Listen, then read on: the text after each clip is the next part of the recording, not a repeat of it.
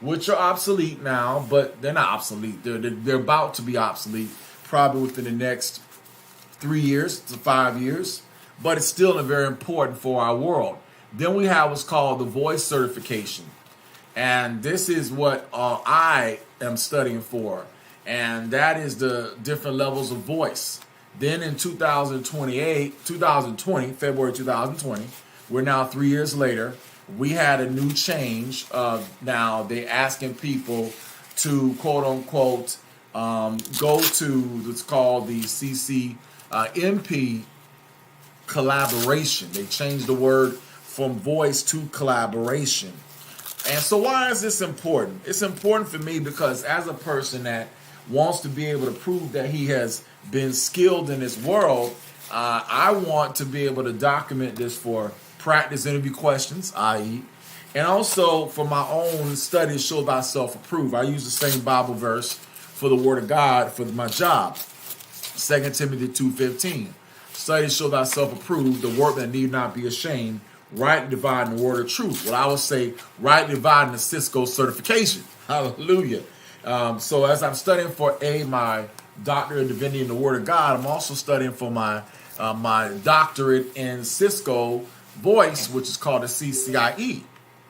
So they have the new certification, and then basically, is there a CCNA voice? And the answer is it's a 3-year certification, 3 years to get people education for as a voice engineer manager and a network administration. Well, I should have in technical land the certification, but in reality, you can study this, but you got to have another job to pay your bills. But what if you don't have that other job and your job is this? And for me, how God opened doors for me as a person that got put into this world by accident. And I have to say by accident because it was a unique world.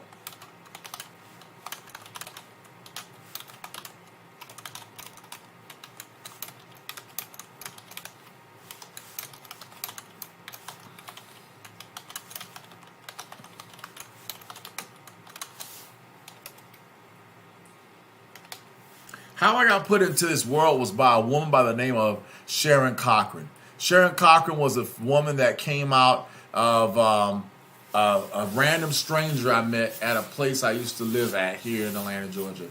Graduated in Atlanta from University of Oklahoma with a degree in management in the fall of 2009. Unemployed from spring 2010 all the way to the spring of 2012. We were also in a mortgage-backed security crisis recession. And so when it came down to jobs across the world, if you didn't want to lie back then, I'm sorry. But if you're watching this video, you over 18 and you have to be, because this is a technical video. And we were come out of college like lots of kids that come out of college right now, and we were not able to get jobs. I had no clue what I wanted to do come out of college, but I did know I wanted to have a job making $30,000 a year. Yeah, that's exactly what I said. My faith was what they told me when I was at career services at University of Oklahoma, that a good job is $35,000, $40,000 a year. That's a good job.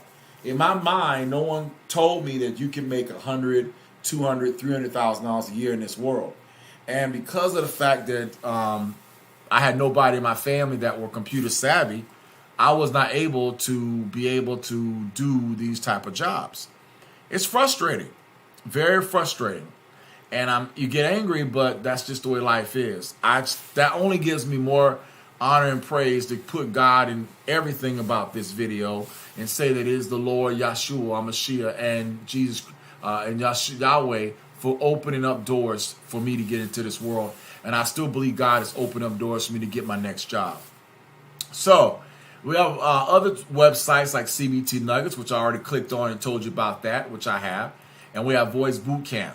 And inside of Voice Bootcamp, as I go back and hit the back page, it'll take me back to the previous page where we started. That was the CCNP collaboration. Then they had what's called the CCIE self-study kit. Now, You click on the CCIE Self-Studies Kit, it's the same as a CCNP. So again, that's kind of null and void. And I think that's kind of ridiculous for them. But this is Faisal Khan's website, and it's the same videos, same 3 videos. There's a 4th class he hasn't uploaded yet, but he hasn't finished the 2nd class, the CICLA, or the 3rd class. Notice there are only 15 slides, and these are weak slides. They're like literally 2 or 3 sentences per slide, maybe 10, maybe 15, but not that much. It ain't that much depthness. Now we hit the back button, and then we go and we look at what's called UCCS Collaboration. Now this is what really separates him from everybody else. These advanced programs, UCCE, CVP, WebEx, Amazon Connect, Genesis, and Microsoft Teams are extra courses that are built off of getting the foundation of the CCNA voice and CCNP voice. So let's take a look at this. Is Cisco getting rid of the CCNA? Well, they kind of have, but they're renaming it new certs now, and kind of making you have to get extra certs. Now, what is the salary of a CC certified person? They don't tell you this point. A CCNA certified person lasts only 3 years, and you have to recert. And the reality is, to really pass those exams, you really need to be in the actual, you can do it 2 ways. You can cheat and do it the way my friend did named Vincent Hale, or you can actually study and become smart. And let me explain the difference. There are companies out there, Indians that will sell you cheap manuals, and you can pay to learn questions to take the test. Prime example, let me pull up my Bolson so that you can see exactly what I'm talking about. This is great that you're actually doing this, because now you get a chance to kind of connect the dots and show the bullish. So I have it on one of my spots here, and we're going to log in. And I've already, like I said, invested $10,000 in buying documentation for me to be able to start studying. But let me tell you the honest to God truth. You don't have time to be able to study. So we have Bolson NetSim and Bolson Exam Environment. Now, Bolson NetSim is a great program, and I definitely want to practice on it. But it's only for network engineers, which is really a different world, a different area, and this will not be talked about in this class. The stuff I gotta learn for voice alone is going to be 100 hours. So to go and add the network engineering, that's another 500 plus more hours of stuff. That is important to learn. The CCNA 200-201, the Encore 350-401, and RC 300-410. I have not bought those, but these are the courses that come with Bolson. It's a great program. And just a mind while I'm logging in here, just to go to help, let's verify that I got the latest update, and I do. Praise the Lord. And so it covers everything from the new. This is the new CCNA. If you go up here and click on Legacy Courseware, this is what I had years ago, and I still think it's really good. They named it different. They called it ICND1, ICND2, Route Switch, and then Troubleshoot. I still think it is still by far the best, and I think technically everybody should go back, and that's why I go back. And it covers everything. I mean, the basic stuff. Unfortunately, you didn't doing everything in this, but it's good. And you can actually get into router basics, switch basics. You can get into how to understand IPv4. Now we're going to IPv6, device management, access control list, network services. These are networking skills that could get you a networking job. The only problem is if I go in that direction, I pretty much give up my voice world. And the question I'm asking myself is, do I want to go network and say to hell with voice, or do I want to finish where I started? I've got 11 years in voice, and do I want to finish where I started, where this guy is? Now, he went from route switch to getting voice, and guess what he's teaching? He's teaching voice. He ain't teaching route switch. He decided as an Indian, I'm going to teach voice. So if I'm already in voice, why do I want to go backwards and regress, right? I think we need to stay where I'm at. Now, in a few minutes, we're going to come back and finish up the classes.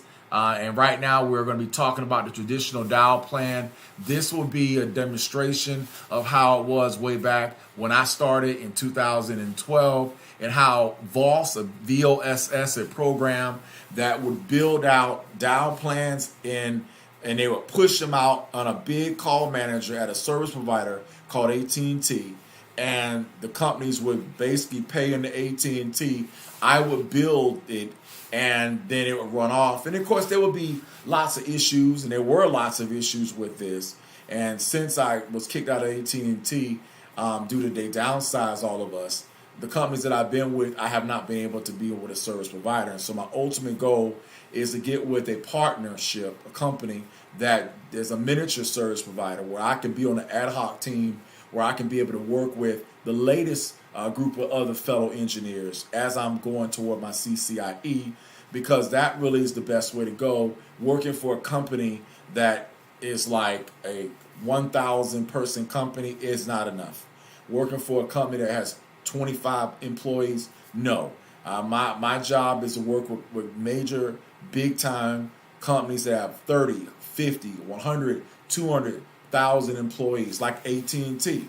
But I have not got with that, but I'm going to keep studying so that I can be able to pass the questions and answer interview phases when it comes, because them jobs are white only, mostly Indian only, because Indians are smart as hell and they run everything, and so whites got to use the Indians.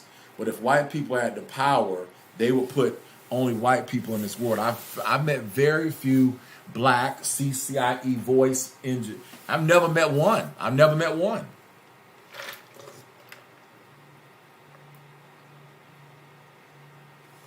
Now, the last job I was at, a tiny law firm that had been around since 1885, they only had 1,000 employees and 1,000 lawyers, and maybe a total of 5,000 devices on the call manager itself.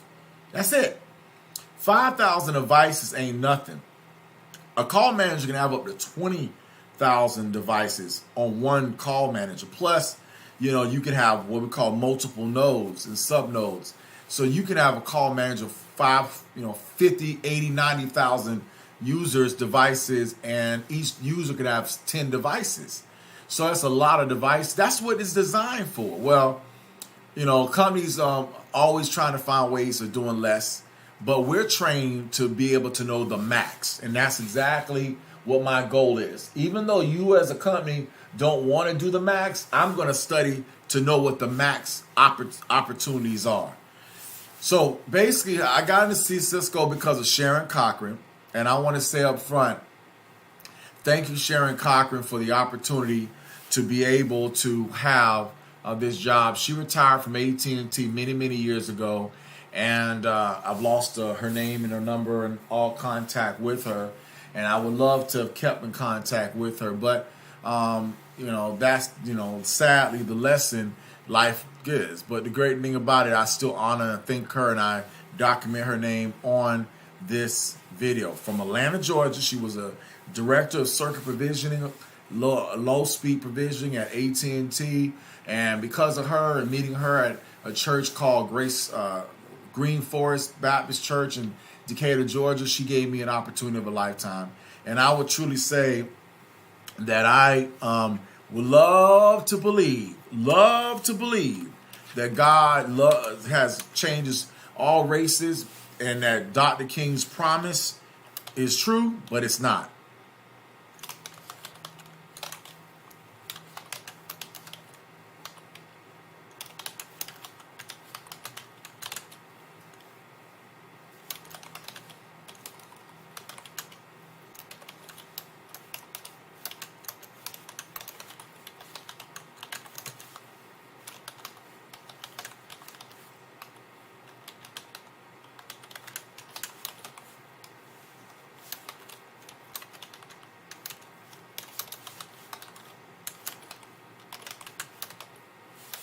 And I mean when I say this, it was not a white person at Oklahoma that gave me an opportunity. It was not a white person so far that I met that have given me any opportunities. And I work with a few white people over the last couple of years. Most of them, to be honest with you, I found them to be racist and prejudiced. But even amongst them being racist and prejudiced, what do?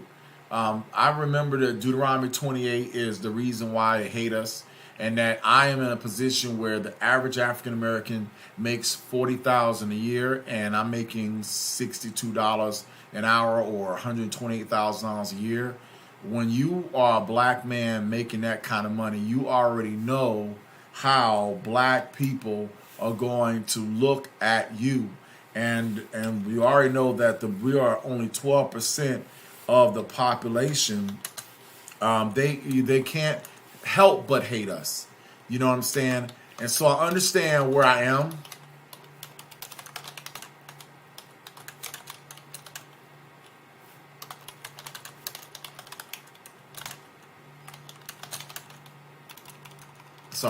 Feel that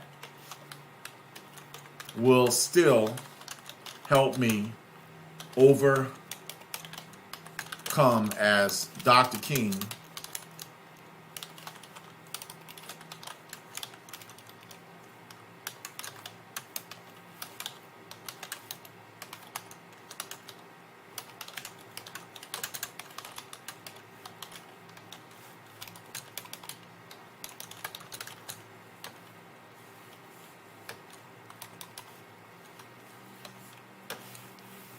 in 1963, and they basically talked about the content of our character.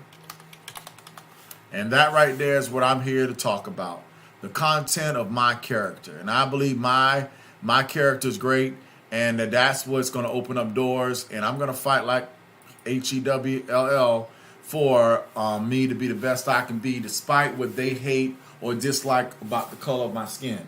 So as we get back, and we start now at 22 minutes and how many seconds? 40 seconds. We're going to just continue, capital CON, to analyze www.voicebotcmp.com versus www.ine.com versus www.cbtnuggets.com. And of course, this will be a nice long section here starting at 22 minutes and 40 seconds. And then we'll come back and we'll start moving on. So where we left off with voicebootcamp.com, the reality is that this is a specialized skill, but they require us to spend lots of time and money studying this. So the CCNP stuff is kind of weak. Well, then this is what I got from years ago. And so let me now pull up my videos because I have them in the back end. What we see right now, tragically, is we see the 2020 section of his Voice Bootcamp. Well, there have been documents or videos that are on Voice Bootcamp that were in the previous, before the February 2020 transition. And February 2020, we all supposedly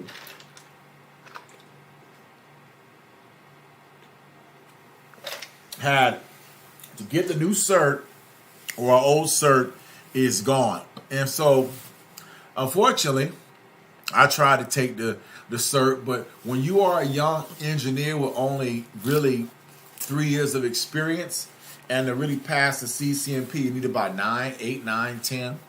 And I'm talking in more of a collegiate environment. You're not going to pass it when you're doing on-the-job training that only covers so many sections, whereas the exam covers so much. So as we get into process, let me explain what I mean. So first off, as I pulled up Bolson here, you saw the stuff we talked about for just the quote-unquote Bolson. There isn't, and that reminds me, let's go to Bolson.com. I don't know why I don't have that up. Bolson.com is another program that's pretty much the foundation to start prepping for different exams. The PMP, that's what they like to push. That's all for those that want to be project certified. But then you have what's called the NetSim Simulator. Then they have what's called an XSim Max. And subject matter experts have made this. This is new. And that's the new stuff they got out. And then they have the courseware, and that goes with NetSim Simulator. This website has changed since when I had it. Another website I forgot to also put in here, Cisco Press. Cisco Press is really the number one website that I must have before everything. Before we get into all these, it's the Cisco Press. And so the good news is, because of Cisco Press using what's called electronic books, all of my books and all of my courses that I bought over the last 10 years are saved here. So here are all of my courses. We have ebooks, software downloads, and videos. And you can click them and separate what you got. Under ebooks, here are the ebooks. And of course, it covers the basic new CCNA, which is pretty much the ICND 1 and 2 for networking, which is the foundation for voice. You gotta have that. You gotta have about maybe 50% of this to really understand voice, but that 50% is really important. And then we have what's called the there's two of them. There's a volume 1 and volume 2. So see how big that is. Then they have what we call the this is advanced. So let me skip that. Let me skip that. Let me skip that. There's advanced. Let me skip that. That's another core. That's a whole other area going into security. But you do need it for voice. It's so amazing that so much of my job encompasses every one of these certs, but just little small subsections. So I bought this book in December 2020. And then I bought this DevNet Associate book in 2020. And these are all ebooks. And then this is what we have grow to today. And it's called the CCLOR, CLCOR 350-801. This is the new certification that came out in February 2020, and that is the book. Now, to look at that book, we have a program that I have on my computer that allows me to see the ebook. All right. So now let's go find that program, and we might as well, because I haven't looked at this in a long time, but this is great because this all goes into just the studying of different things for the exam, which is for life. And so we need to go down and look for, what's the name of that program that plays EPUBs? What's the name of that program that plays the EPUB? It was under Cisco. So I'm in Cisco here, but I don't see it under the C. Let's keep going down. Keep going down. Keep going down. Keep going down. Keep going down. Yeah, I'm glad. Pearson. It's under Pearson. So for some reason, they don't call Cisco works with Pearson. Pearson works with Cisco. So we click on Pearson Test Prep, which opens this big program, which is competitor to BOSIN. We just showed you a little bit about BOSIN, but Pearson is the main authority for exams. So for all of us, when we go take the real test, we're going to take a Pearson type test. And inside of this, there's product keys, as you see on my screen. Hallelujah! I shouldn't show that, but because you could, but you would. But anyway, let me go back because I don't want to show that my product keys. Hallelujah! Because y'all could technically, take my product key and then put it on your computer and steal my $300-400 my device. But this is, I'm not gonna let you do that either. So in a second, Pearson should open up, and I'll show you what Pearson looks like. So now, as you can see, BOSIN has moved on to get into all kind of stuff. Same as Voice Bootcamp. So here's Pearson. Should come up in a second. Where is it at? It's still loading. Look like it's still loading. Okay, it's still loading. It must be still loading. Yeah, it's still loading. So you can see it takes a while to load. Okay, so now we in the Pearson. And these are all the courses that you buy from CiscoPress.com. And then there's test guides. So I've got 3 different classes for the networking.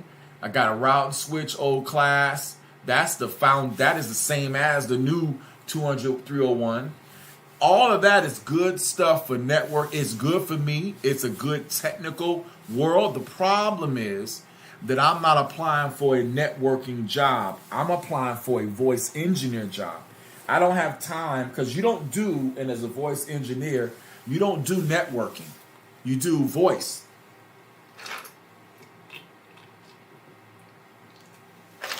And that is a 40-hour-week job in and of itself.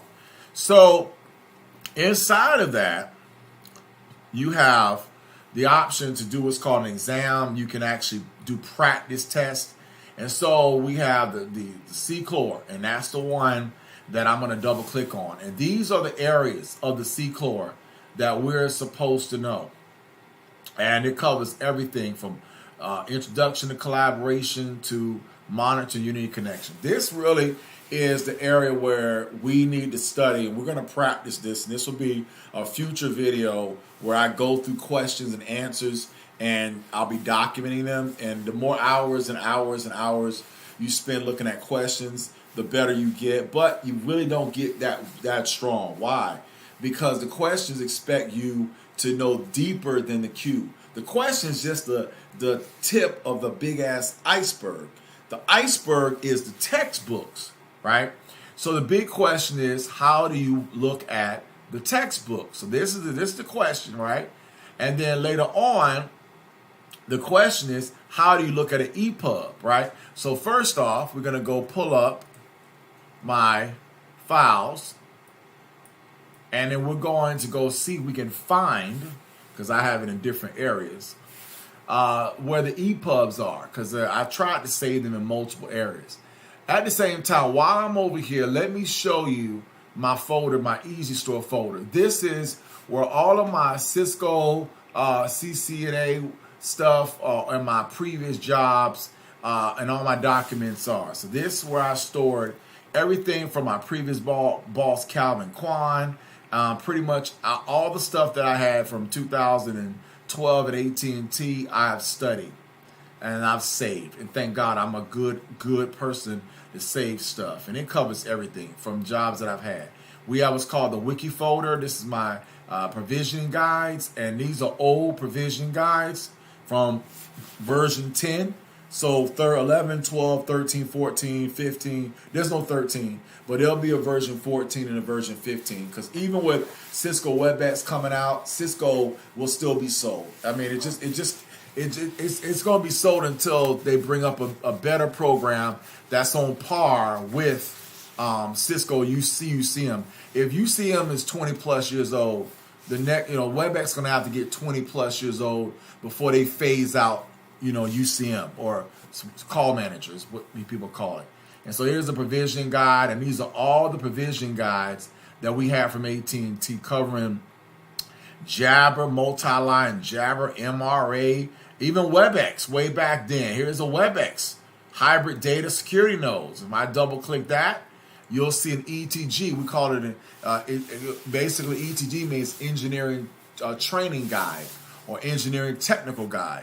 And so this came out of the service partner AT&T, and of course it's obsolete now. But the fact is, it gives you there's nothing in here. Oh wow! So that was wasted. That was somebody gave us that, but nothing's on that. Let's go to this one: WebEx Teams, WebEx calling. Let's see if this has anything. There we go. So here's AT&T's WebEx Teams, and this was when? This was in what year? 2019. So this is brand spanking new. And this is the WebEx that everybody's going to.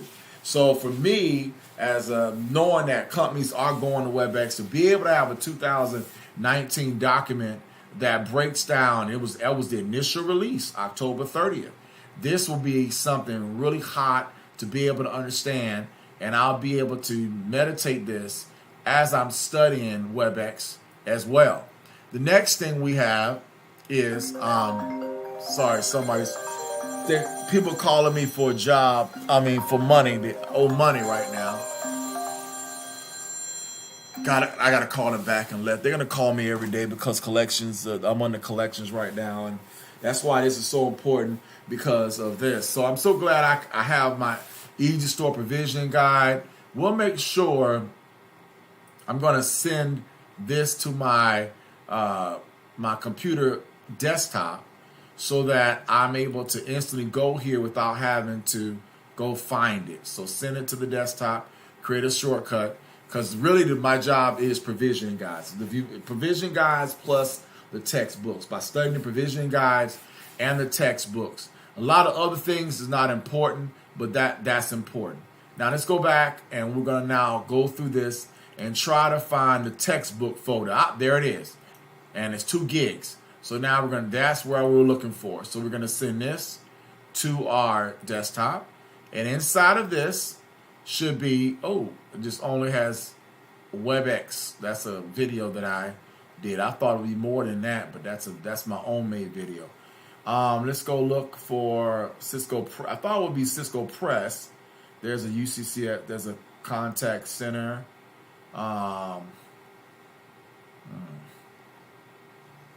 Some other stuff.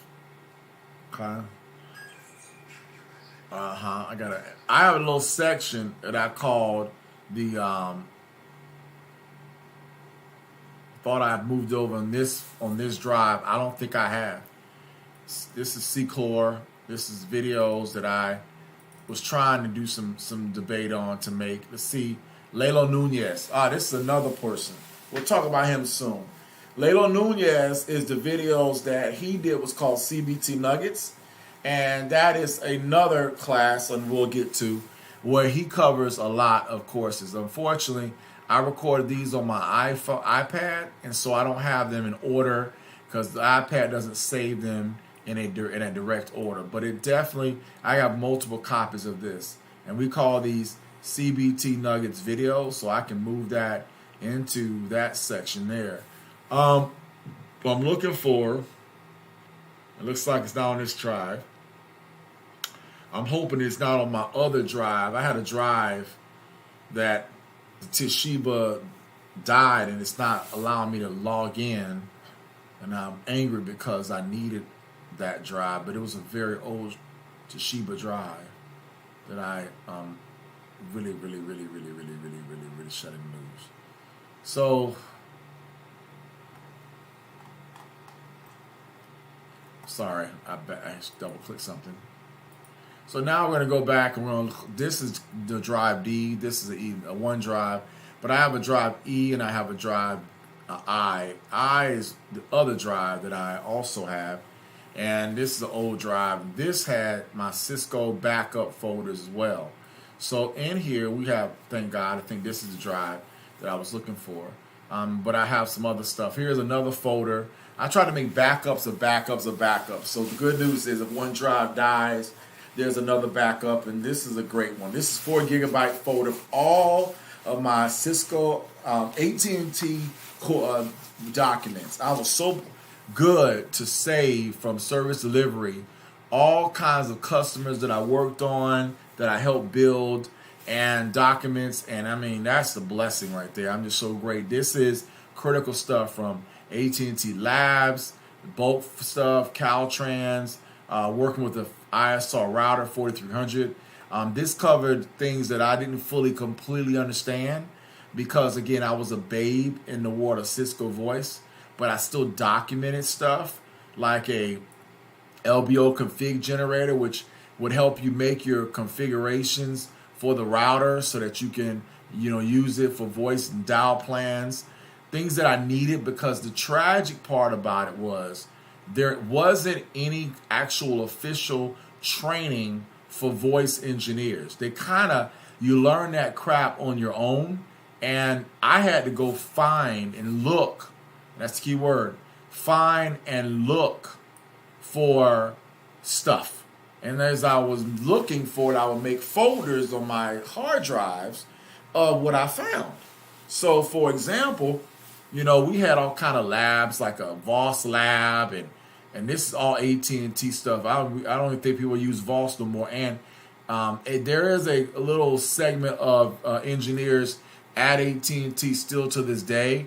But just like there was a segment of engineers under Sharon Cochran, these individuals are the same. These are people that are my age, but I think that they're gonna retire, and they are learning other things. And the blacks that were on the team here in Atlanta, which are about 8 of us, we tragically got fired one by one. Many of the people that were on the team already had like 30 years of experience. So if you got a person that's been working with a company for 30 years, they get pensions. And the problem is they're also going to die young, right? So many of the people that I work with that are now retired, I don't even know if they're dead, because what do you do once you retire? You got nothing else. Retirement is like death for blacks. And knowing that blacks are on the Deuteronomy 28 curse, we need to have something that gives us hope, it gives us life, that motivates us. I see through COVID the numbers of black men in their 50s and 60s and 70s, but mostly in their 50s and 60s dying at a young age. So we need God and His anointing to help us through these things. So in this element section, in this area, we have a whole bunch of things. Now in here, I have a section, and I call it the Cisco. I think this. Oh no, I don't. I thought it was this right here. Yeah, this is it. Thank God, this is it. Cisco CCNP backup firmware folder, H. Howie. Inside of this, it was a lot of stuff, and this is actually from AT&T. It covered all kinds of things, from paging services, UCCE 12, UCCX Express, collaboration stuff. Problem is, I wasn't able in my AT&T job to implement this stuff, and I didn't have the lab money to buy the products to put in the $500 a month it would cost me electric wise to run it in my house. Plus, it would cost me $10,000+ to buy the firmware and the products from AT&T. Who's going to build a full-fledged lab in your house and you live in an apartment on the 3rd floor? And you don't make that much money. You make $100,000. If I'm making $300,000 a year, I could do it, but I ain't making $300,000 a year. So this is stuff. So here's the WebEx meeting server. That's what we'll be talking about building. So let me send this, because that's really what new companies will be going to. So I'll send this, as it says, send to. Where is it? Send to. Send to, not give access to, but send to. I don't see the send to. Let's go back here. I would like to have access to this. Go to show. Let's go to. Let me see. Now scroll down. Got open, start, compress. Let's see, show more options, and there it is. Send to desktop shortcut. All right, and so now there's a shortcut, and this takes us to the meeting service stuff. This was in July of last year. Ain't that something? This was July of last year, right when I started working for the job I just recently got fired from.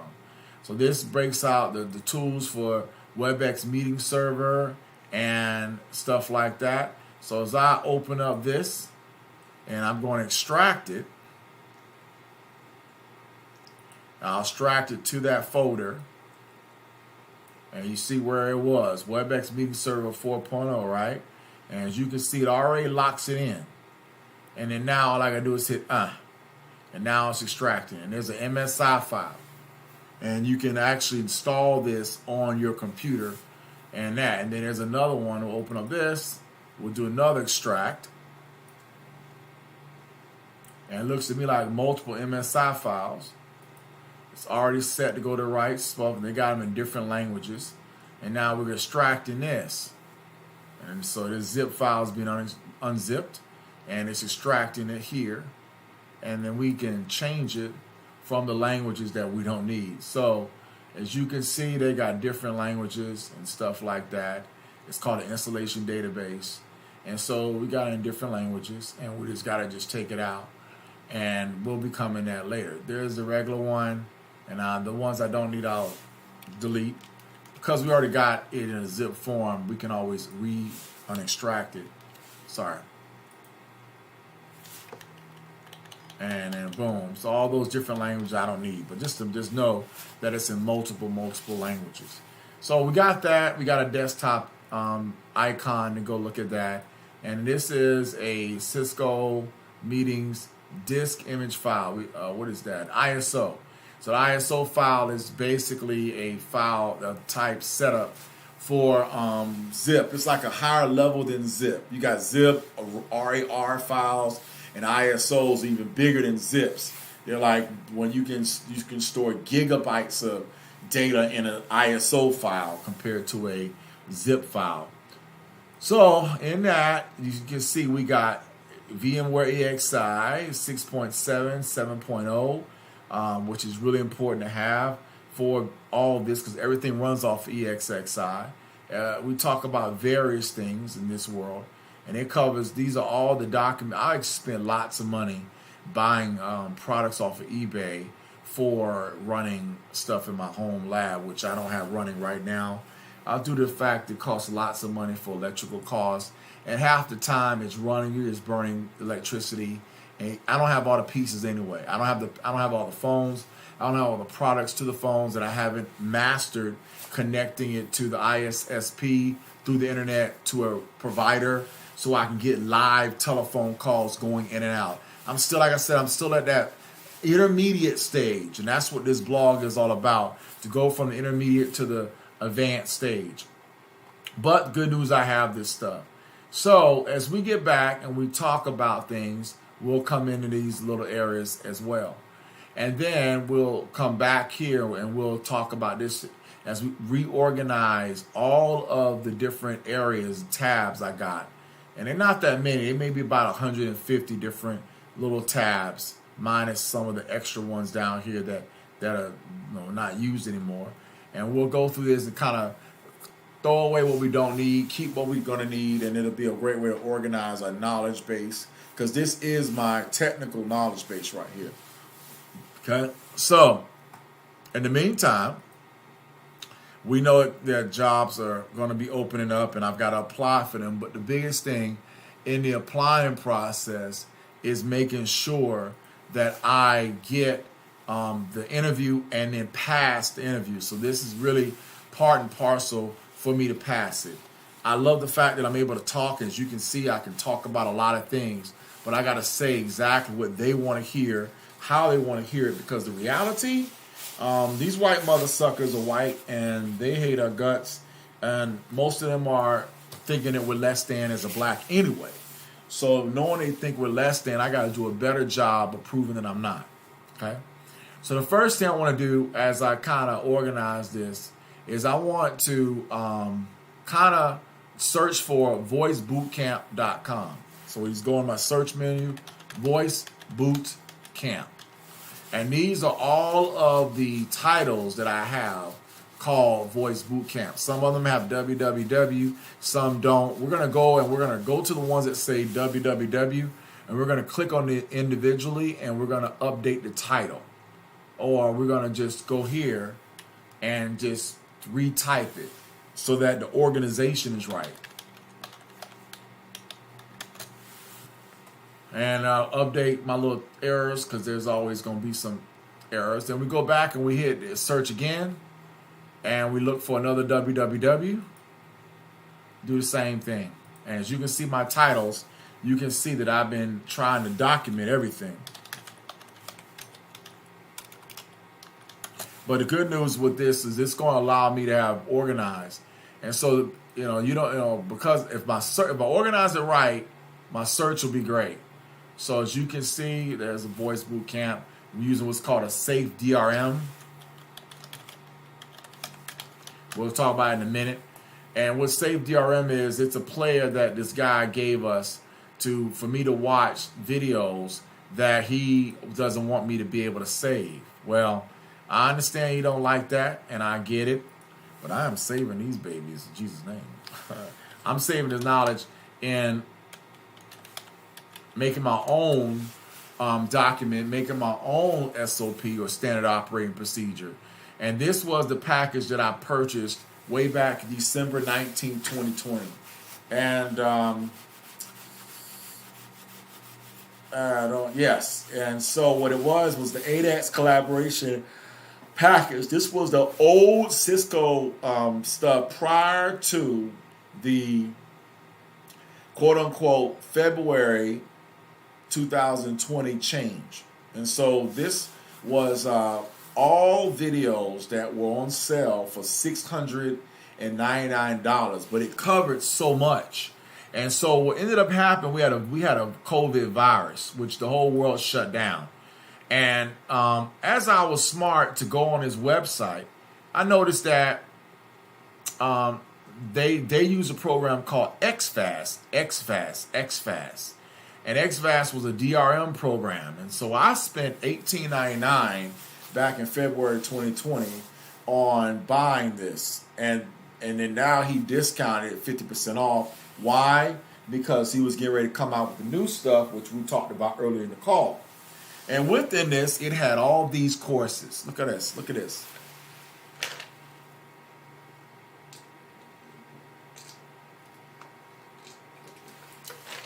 And the problem we found out later on, around 2022 in August, he decided to stop using the DRM program called XFast. So I was a person that did not know about the stuff called Screen Premium, Screen Grabber Premium. Well, there's programs such as Screen Grabber Premium. And here's Screen Grabber Premium right here. And what this program does is it allows you to record whatever's on the screen from anybody's computer. The great part about allowing us to do stuff like this is that I can record the whole screen and audio if I want it, like I'm kind of doing right now. I call it a miniature version of StreamYard. So instead of me paying the $49, which on 24th of February, this will be obsolete because I'm out of a job. But instead of me paying the $49 to be able to have this tool, which I love StreamYard. I mean, look what StreamYard's doing. It is allowing me to share my computer and make an MP4 through their servers and push it to YouTube servers real time. So it's being downloaded in StreamYard server, YouTube server, and then I can download it to my computer as an MP4. Well, the program I just showed you is like my own version of it, and it's a $39 program which will let you do this. And so what I'm going to be doing is I'm going to make sure that I am going through and I'm making my own version, okay? Because again, the bottom line is that every time something new comes out, the old stuff becomes obsolete anyway. And so again, I'm going to have to buy his new stuff in 2030. I'm going to have to buy his new stuff in 2040. I believe I'll be in Cisco voice until I retire. And I'm only 48. And I've got a minimum of another 20 years to 68. So my prayer is to be involved in this to 68 whilst preaching the word, while studying the word of God, because we got to pay our bills. Being a man of God and going to become a doctor of divinity does not mean that I live off the needs of people. There's so many people doing that today in the world, in the black community, the tiny black community of 12%. I know white people are not going to pay my living wages. They're not going to, other than his job. But the reason they're paying me the money is because I'm making them money. And that's just life. But the reality is there are a lot of ministers that would say, well, you don't need to have a job. All you need to do is go into ministry and serve God. And I would say they're lying. I would completely say they're lying. But that's what you got to study to show yourself approved. Remember, most of the people that are ministers that started in the ministry were making $9, $10 an hour anyway. They never had an opportunity to make $60, $70, $80, $100 plus an hour, $200 plus an hour. I think their mindset will be completely different when they make that kind of money and know the kind of life they have, not having to depend upon nobody. And they can also bless others with the amount of money that they make and do it from a good heart. Hallelujah, because God has blessed them. So this is the version, this is the new stuff that he was talking about, the CCNP 3.0 study kit. And so I reached out to him and I tried my best for at least a year because we had COVID. And so having COVID, it shut everything down. But I wasn't weak. I really pushed, and I really made sure to stop and ask online. This guy probably is like, damn. He really tried. And I did. Now, what's interesting is, I don't know why this is over here, but this should be in here. So I'm going to go back to these little CCN topics, upload that, and move them over to my main guide. This is why I said during this organization, and I do thank God for Microsoft OneNote, because it's Microsoft OneNote that opened the door for me. Now, of course, you see my password.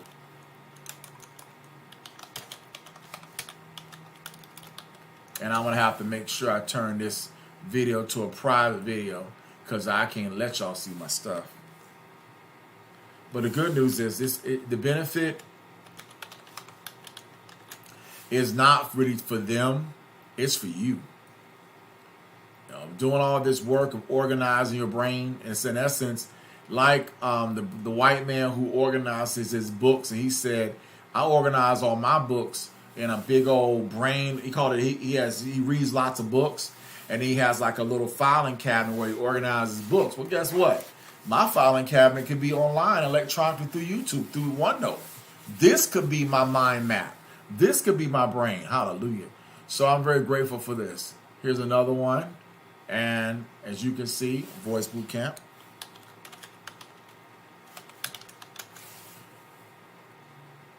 And we put it over here. And this is another one, troubleshooting, page 52. This is way back in 2020. I don't know. You can throw that away. We'll be back in a second. Delete that. Take a few seconds to delete. And then delete that. And then we can delete this whole title here. We don't need it. And this was a job that I got that a reality that was worthless and I should never got. But don't worry, we're gonna overcome you, mother suckers. I got $55,000 out your ass. So you can't pay me $55,000 gross and tell me I'm a bad employee. Thank you. Hello. That's another story. So inside of this is another folder. This is voice gateways and dial peers, which we'll be coming up on. We did in the previous video we were talking about voice gateways and dial peers and stuff. So a lot of that stuff is, like I said, this is that root stuff, that basic and engineer stuff that we need. And this is an example of a contract role for a voice engineer in Atlanta, Georgia. And the bottom line is they will be asking for more jobs, for more contracts, and believe God, when that next job comes, I'm going to be ready for it. In Jesus' name. So let's get back to where we were. So we go and type in Voice Bootcamp, and it looks like every one of them have been organized the way it was. It's not that many pages. Not that many pages. 11 total lines inside of it, but it's all organized. And notice they're all in the same main folder. And so they're not in the same area. You have to, but the good news is the search button up here allows you to kind of get to something. So all you got to do is make a tab, a sub-tab, and then title it, and then later on, boom, you're able to have the search. So within that being said, we'll come back and we'll go through each one in a future video. We'll go to the top, and we'll just kind of walk down and see, do I need that? Do I need this? And that'll be a future blog. Now what I want to do as we kind of set this up is, and thank you, Dave Roberson. We'll thank you for my spiritual parts in a few. And actually, I already got that. This is duplicate, so I'm gonna, and also we'll look for jobs in a few. But I got to go back to my other page. Too much running. So let me go and find out where is my main page, because I know you're up here. Come on, there it is. I had too many tabs, and so I got to make sure I pull up the right tab. Let's go back to Pearson. So here's Pearson Test Prep, and these are the definite chapters that I need to focus on. So my goal is to pull a chapter, like chapter 17. Then we go over here and we just click on remember these exam settings, right? And you have to lock it in and save it. And then boom, study mode, stop test after.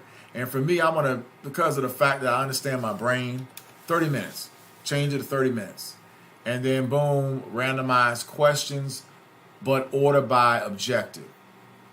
Or not order by objective. I think objectives first, and you take about 50 to 60 exams, then you just take it and run it by different objectives, because that's the way in real life it's going to be. They're going to give you exams on different objectives, advanced and intermediate. They may start off with chapter 31 and then go to chapter 1. But this is a great program. Then you go down to the bottom and you click start, and then it starts the process. And then you got 29 o'clock counting down to the right. We can pause that clock at any time. So in essence, I can say I want to pause that because I want to take a little extra time to meditate on this, and then I want to restart it. So you playing with the clock, if you will, but it's okay. This is my study time, right? This is my growth time. And then, of course, this is stuff like this. Which of the following services should be enabled for the BAT tool to work? That's a great question. And that is a call manager question. And this is not going to be on the exam. On an interview, but it will be on the exam. It could be on the exam. And it also is a good test question for understanding how to use the BAT tool, right? And so you need to use the test. And don't try to waste time trying to remember it. Let them tell you the right answer. They give you 4. And they don't tell you exactly pick 2. Sometimes they say you must pick 2. And then you got to pick 2 out of 4. In this case, they don't say that, so that means only 1 you pick. And that's the practice of the exam that I haven't been doing, that I will do. And again, also, you ain't just practicing the exam. You're also going through that chapter, because remember, I picked 1 chapter, and this is from 1 chapter only in that area. So when you make your studies, you're going to say, I'm going to test for 30 minutes on chapter 13. Here's the title of chapter 13. And then let it random, hit 30 minutes, go through 30 minutes, and then boom, you go through. So as I resume the clock, make the countdown restart. These are the services: self-provisioning, CTI manager, bulk provisioning service, unified CM. Those are the choices you got. My mind says it's bulk provisioning service.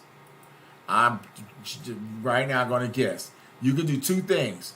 You can mark it, which I will. And remember, this is 9 questions. So out of that whole chapter, they only came up with 9 questions on that whole chapter. But guess what? You're expected to know all the chapter. So you just by going and studying the test is not really enough. You need to really master the chapter. And that's one of the problems I had in college. In college, you need to understand all of the chapters, but they only test you on 9 things, and you don't know what the 9 things are. And so what I learned when I was in college, how white people do, is they cheat. And what they do is they get what's called old test banks. It's called test banks. And there are companies out there that sell these test banks matching the books that are sold on campus. And if you go to websites, which I hate to say, this stuff is illegal, but I still believe it's happening today. I saw it at OU, and it was called Solutions Books for Sale. It went to the Supreme Court. I mean, it's Solutions. I think it's called Solutions Test Banks for Sale, or Solutions Manuals. And when you look in Google and you just kind of go down, there it is. Test bank books for sale. eBay got one. But then there's another one called Test Bank Book. Yeah. And another one. And then there's other ones. And so there are test bank books out there. Exam banks, test banks. As they close one of them, another one opens. You can never stop this. You can never stop this. You can never stop this. So when you're in college, especially in college, you can find different books and you can pick what you want. So for example, if I had a particular book that everybody's in college going on pathology, and they want to get comprehensive radiographic pathology, you can get the test bank for this. Or the famous corporate finance book that's been test banked for generations for those majoring in finance. It's great for those that are wanting to understand, because the reality, that's how you pass. Or managerial accounting, which I've had this, and I did not become an accountant, but I've had test banks on it. In various areas, in cost accounting, the same. Nothing changes. And of course, they're not on every test book. So, you find out what your professor's ISBN number is on the back of the book. You go look for the test bank. You buy the book at the bookstore, or most definitely you buy the test bank and don't buy the book and spend your time taking the quote-unquote test bank. And there's like each chapter be 500 questions per chapter, and you meditate those questions. But as you meditate those questions and the different ways they word the questions, you start to understand the material, and you understand what they're looking for. Because the questions are on the areas that they want you to master.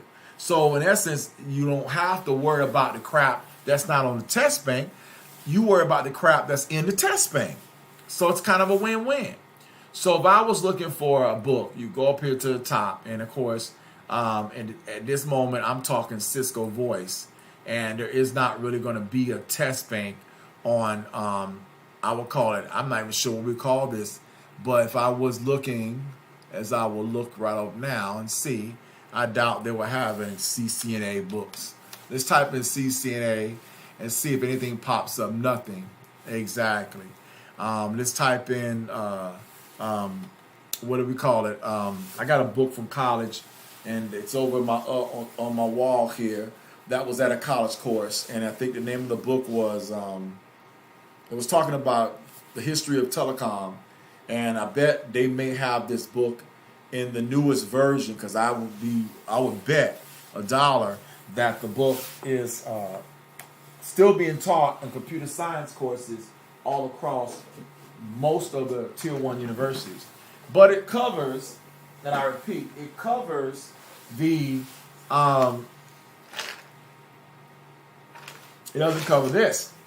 Now, what we were looking for before we got sidetracked was, as I now click on this answer, we go down to the notes section, and you can type in notes. And so here is an area that I want to master. And you can put your note in.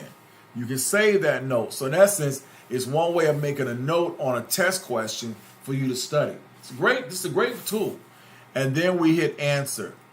And now it tells you whether you got it right or wrong. Highlights it in yellow, tells you up front, yep, that was the right answer. Bulk provision and service. And then it gives you explanation. And then you can click a link, and what you do is it's supposed to open up the textbook and show you where it's at. And because I already set up the link to the textbook earlier, it opens it up exactly where it's at on page 402 of the C-Core book, and it breaks down that page, and you can look and you can zoom, and you can go in here and zoom. There should be a zoom button at the top, and we can actually meditate this, and we can drag up and just look at it. So here is self-provisioning. And this is a do I notice? This is in the do I notice already section. So this is at the very beginning of this chapter, the back chapter.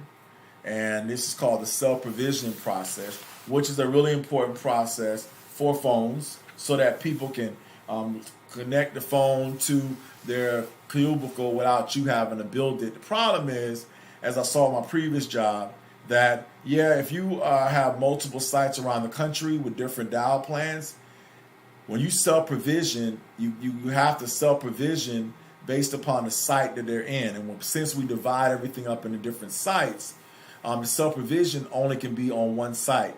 And so you have to, I hate to say it, change that to the site that that company's in. So if they're in Dallas and you're self-provisioning all your phones to go to Atlanta, everything will register with an Atlanta number. But it's very unique in the company that I was in, that they was using what's called a extension mobility. And so I like that technique that they kind of made a workaround. In essence, was that in most companies, you would build the site for that phone, the phone for that user based on the device pool. The device pool will be assigned to a call and search space, partitions, which has phone numbers that are assigned to that device pool. Well, in this case, you do all that through what's called extension mobility. You make what's called extension mobility profile, which has all the partitions, call and search spaces, translation patterns, directory numbers, route patterns, and everything. And the person then can go to a phone. They can dial in through signing into the phone with the code and their employee number, which comes from LDAP, syncing with the LDAP server, and the phone would then reset to them. It's a great way of a person being able to be mobile and their extension go wherever the phone's at. They can sign out of one phone, go over here and sign in on that phone. Sign out of that phone, go over here to a different location, sign in with that phone. Most companies don't do this, but for the law firm that I was at, the lawyers wanted that because I guess they traveled between, but they didn't. They really stayed in the same office in the same city, but they wanted it that way. I thought it was a great technique, but I think it was extra. It was extra, you know. And one of the problems that I saw as I was looking at that particular site was that the the call and search space name convention would be wrong. They were missing MRGLs. They were missing all kinds of ish. I'm amazed that everything was working. It really was. So as you can see, when you create, these are great questions and these are base questions, but we're looking at 402. And so you see I skipped all the way to page 493, and this basically is chapter 17. This is a really important section, and we need to be able to read the textbook. And so I hate to say it, the test questions and studying are only important after you've done a deep dive, or at the same time spend time studying the actual chapter. And thank God we have electronic books. I don't have to carry the 500-pound book in my hand and open it up one by one like we did back in college. We didn't have this at OU. When I was in college back in 2004, God knows I wish all of my textbooks were ebooks. Now, I bet kids are getting all ebooks. They don't even have to carry textbooks no more. They can just buy the whole $150 book on an ebook and then just do all the work right here. Saves them a lot of time. Look at that. So it breaks down how to do the drop down and how to do all the steps, and it shows you how you can do a quick phone ad, and you can actually put an access control membership in, and it breaks down what extensions you want. This is called, as you can see, a quick user phone ad. A quick user phone ad. Now again, most people don't do quick user. They do the regular old-fashioned user. One of the things I hate to say, I learned when I first got out of AT&T, we had a program called VOS. And VOS did all the work for you. And most companies don't use VOS, but they use other programs like Arcadian or SailPoint. There's all kinds of third-party programs that work with Cisco Voice. And so each company you go to has their own little program that some partner has sold, which does a great job. So instead of doing all this old-fashioned way of going into the call manager and clicking this and clicking that, clicking this is what we get paid the money for, though. Instead of all that, praise God, you can use Acadian and stuff like that. So one of the big things I could say from the previous job that I'm at, I learned about that, and I documented that in my notes so that I have access to that information in Jesus' name. So these are the services that you technically should have on, and they are what's called self-provision and IVR, and you have CTI Manager and Call Manager and Media Streaming App, and then plus Lookup Service Bandwidth Manager, but then Extension Mobility. That's the service I was talking about that this company I just was at was using. But then, so I always do it every time. I always activate a Call Manager. I turn on every service. There's no need to turn up and have one off. Have them all. Even if it's not used, the service is up. it may cause the call manager to work a lot harder, but why not have it already up so just in case you need it, it's already there. And so this is what you set up. You set up what's called your IVR, auto registration setup, and they'll make numbers, and you make it off your publisher, and you would set up your template and your universal line template and your directory numbers and your starting and ending for 1,199. In real life, it'd be a 10-digit number. It'd be E164. And then you would then, when they plug in, technically, it's supposed to register with one of those numbers. Problem is, of course, those numbers are not technically E164 North American numbering plan numbers. So when you call outside of the company, it needs to be +1 10 digits, or for it to get through the PSTN or get through the ITSP for it to reach somewhere else. And this is what we get paid. This is the world that I'm in. So this is a great tool, and so we can go right back and we can return to the exam, and now we can go on to the next question. Okay. So I'll pause this and we'll come back. We can move on and look at something else. So as I click on the page, we're going to stand up, work on my left knee. I got to stand because I'm right now fighting the injury or fighting my body being weak, and I want to strengthen it. Got to strengthen these muscles. So we were at Boys Boot Camp, and we kind of got over into talking about this, and I just want to make sure I show you these are all different courses. I can't show you everything due to the fact that I don't want to give you my passwords, but these are the Cisco Press books, and basically they're in different areas. Mine is called CCNP Collaboration, so I always come here and look and see if there's anything new. And if you look at the top people, they're the names: Thomas Arneson, he's the newest guy; William Alexander Hanna, Bernie Gardner, Joshua Fike, and Christian Métis, all white. If I go see more results and content, now we'll get more names. And now we can look up each of these people. These are the people that I want to be. These are the CCIEs, as you can see, 2 CCIEs, 3 CCIEs, what they PMP and all that. This is what I'm aiming to be in Jesus' name.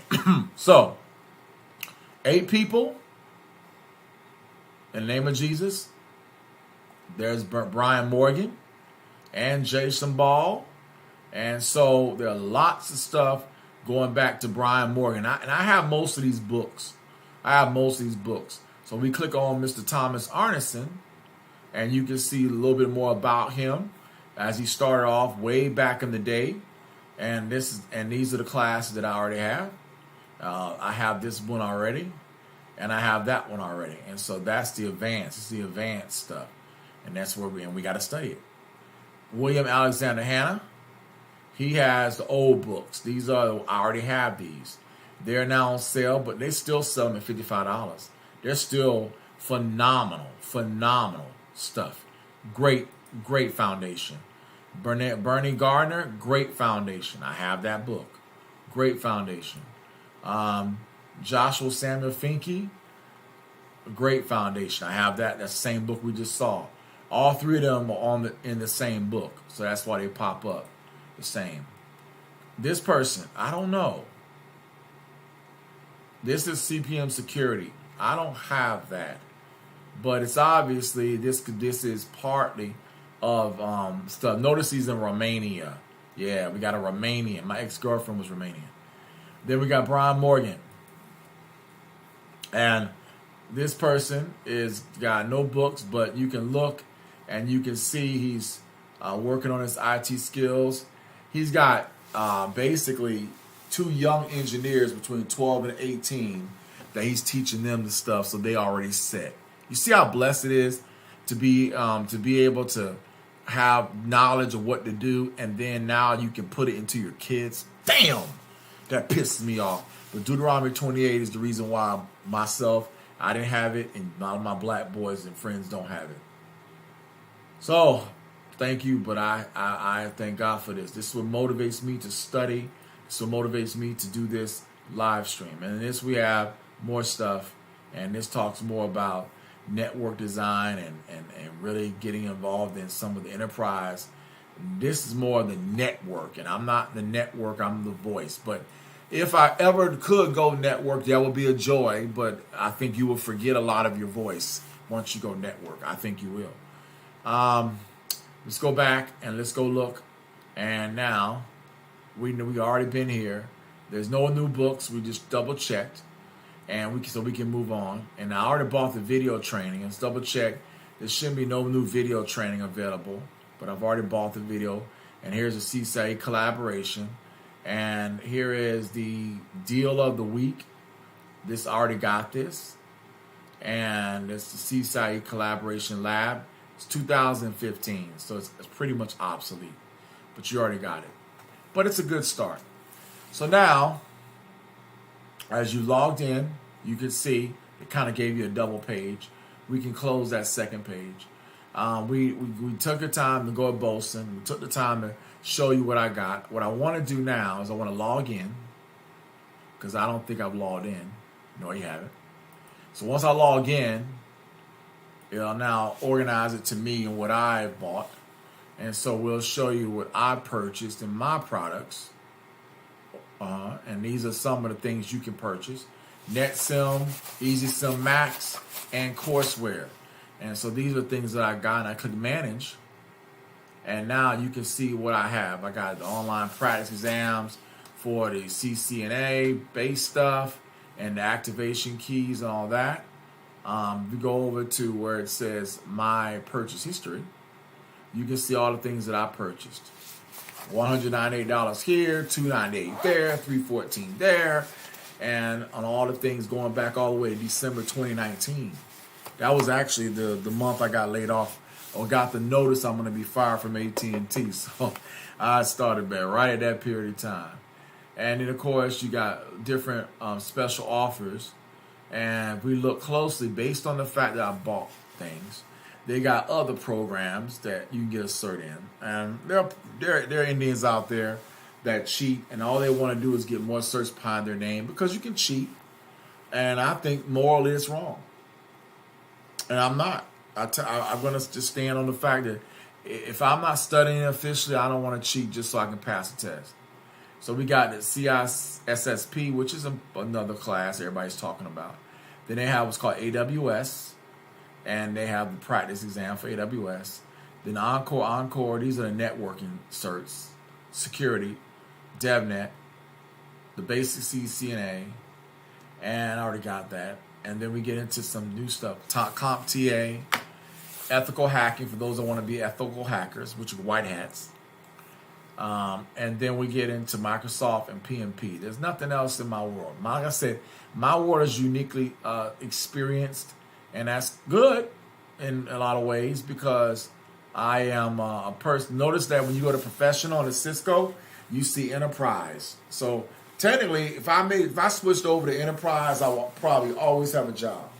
But unfortunately, the amount of years it takes me to get there, I would have to start over at $50,000 a year to work back up to $100,000, and that's like, why? I'm 48 years old. I don't got that time to lose money to make money. I believe that I can still make money where I'm at now, and study. And study. And if you got a CCIE and voice, it will help you because you've already made it to the mountaintop in voice. It says you put in work and you finished it. So now, this right here, this section is on extra stuff that won't be on the CCNA. This is base stuff that won't be on the CCNA. This is my quote-unquote CBT nuggets. And this is the $59 a month course that you can get where you can take classes. And I bookmarked a list of different classes that I've taken based upon, but it's not complete. So if I really want to go look, I go to training, and I go to all training, and then I go, go to all training, and then I go to Cisco, view Cisco training. And then what you have to do, unfortunately, is you have to do what's called Control F, and then type in basically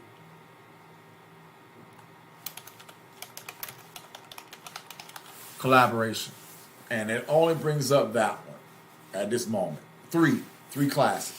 And this is the first one's 38 hours and 25 minutes, which I have. And I need to start going back over those 38 hours while I'm unemployed because that is a good 38 hours of good nuggets. And the guy who taught that, his name is Lalo Nunez. And this is the class.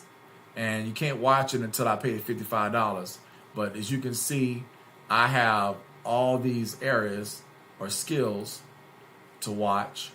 And they're like good 5-minute classes, 10-minute classes, 20-minute classes. It covers basically the foundation, which you never can get without your foundation. And of course, some things they'll let you watch for free. They call it a free skill. And some things you can't watch. And the ones you can't watch, you'll see little symbols of a lock, which that you can't watch. And that's okay. I already got these downloaded. I think Lalo Nunez did a great job of explaining stuff, but I hate to say it. The Indian here from INE is better. The way he even sets up his classes, and they're 40 minutes each, like a regular class, are really good. So we're going to now start and go on and finish up 1, 2, 3, 4, 5, 6, 7, 8, 9, 10, like 14 more classes. We're going to finish up this and make sure that we document this, because I think overall there's lots of areas, lots of gaps that I have in my mind that I know that I needed to have overcome, that God did not give me opportunity to do. And the tragically is I don't have time to sit around and beg God for nothing. I'm going to take it. If we talk about football, I love how we like to talk about, use football and how and the bullshit of football, and how you take a Super Bowl. And Super Bowl week is going on right now this week. Well, Super Bowl don't mean shit. What means everything is me taking my cert so I can have a job. Because the reality, Super Bowl has nothing to do with any of us except those playing the game.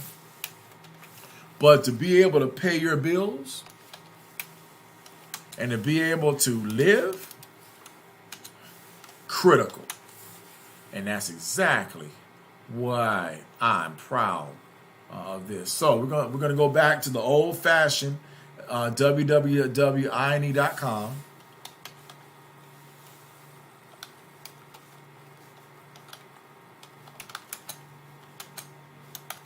And this will be class number, and go back and look. I think this is, let's count them up. 1, 2, 3, 4, 5, 6. This will be class number 7, traditional dial plan.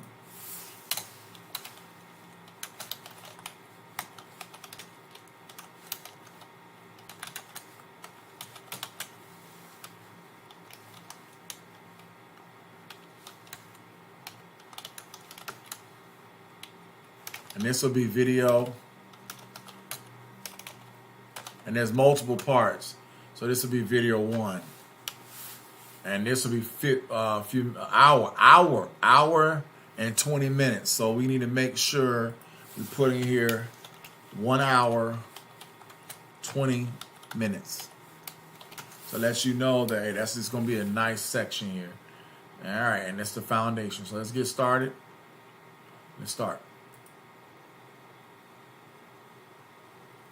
Praise God. I can't believe that this works. Huh. Still works though. Hello and welcome to INE. Today in this video, we will look at traditional dial plan demonstration. So here I have my topology where don't create no bookmark. I have my HQ site.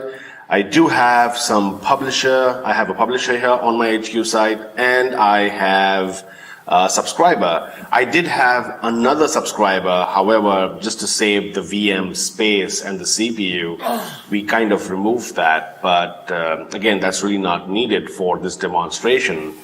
So here is where I have my pub and my sub for the HQ site. The IP address of my publisher is 1164.11 and subscriber is .12. Now I have a router here, which is router 1 and router 2, which is going to act as a gateway. We would be creating a SIP trunk from our HQ cluster towards the gateway, which would be a SIP trunk. Again, you would not be tested for MGCP or HT23. You would not be really tested for that. You would only be tested for SIP calls to the SIP IDSP. So to demonstrate a traditional dial plan, what I would be doing is creating a SIP trunk all the way to my router, and the router would have a SIP trunk going towards the PSTN. The PSTN has been pre-configured to accept calls on based on criteria, which we would discuss during the course of this video. And once we have our SIP trunk enabled or configured, we would try making local calls to the PSTN. We would try making national calls to the PSTN and also international calls to the PSTN. So let's quickly go to my call manager and start with some configuration. So I'll basically explain or discuss how traditional plan used to be configured. Nobody does the traditional plan anymore. There are better ways of actually configuring your call manager. That's how we would be doing. So, I mean, you just still need to know what the traditional dial plan look like and what are the problems in doing it that way. So let's go to our publisher. I have my publisher here. Let's open that up, log in.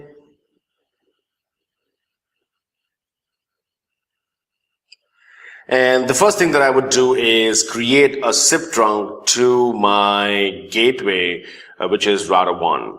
Now, router 1 has two interfaces. One is the LAN side interface, which goes towards my HQ call manager. And there is another interface, which is the WAN side interface going towards the SIP IDSP.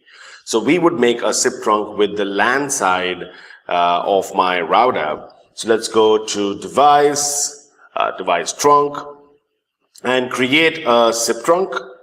Let's say add new, and change this to trunk type to be SIP. Let's do next. And let's name this as trunk to gateway. And the device pool is default. I'm actually using the default at this point of time. And let's scroll down to run on all active nodes, redirect inbound, redirect outbound. Again, this would be if I had calls being redirected or going towards the gateway or coming from the gateway. And my IP address would be of the gateway, the LAN side interface. That would be 11.102.64.150, which is router 1's LAN side IP address. Let's choose the default SIP trunk security profile and the SIP profile to be the standard one. Let's save this and reset our SIP trunk. Every time you do something, you must always reset your SIP trunk. Any changes that you make on your trunk, you should reset your SIP trunk. So now I do have my SIP trunk created. What I'm going to do now is I would create a route group, though we don't really need a route group, but I would create this just to demonstrate traditional dial plan. What exactly happens in traditional dial plan? How do you actually configure your call manager to be in as far as the format of traditional dial plan? I'll show you that. So what I would do is I would create a route group which has my SIP trunk.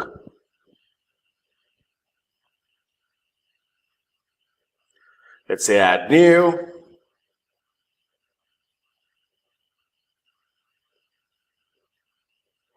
Let's name this as route group HQ. Again, if I had multiple route groups, I could choose my distribution algorithm depending on your need. I could do circulars, which kind of uses both the gateways from a load balancing perspective, or I could use top down, then only the first gateway would be used, and only if that goes down, it moves on to the second route group. So again, right now we only have one gateway or one trunk to the gateway, so it doesn't really matter what distribution algorithm I choose. I'll keep it as default, and let's select my trunk to the gateway, add that here, and let's do a save. So now I have a route group created. The next thing that I would do would be create a route list, which basically contains my route group.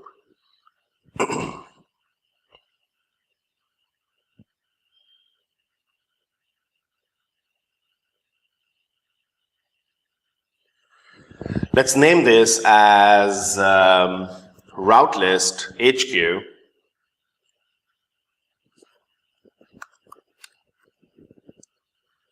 And default, let's save this and add my route group to the list. Again, I could do like a standard local route group. Again, that's basically used when you have multiple gateways and you want to use a local gateway for your site. Again, it doesn't really matter for us, but I'm going to directly use the route group that we created. And I could do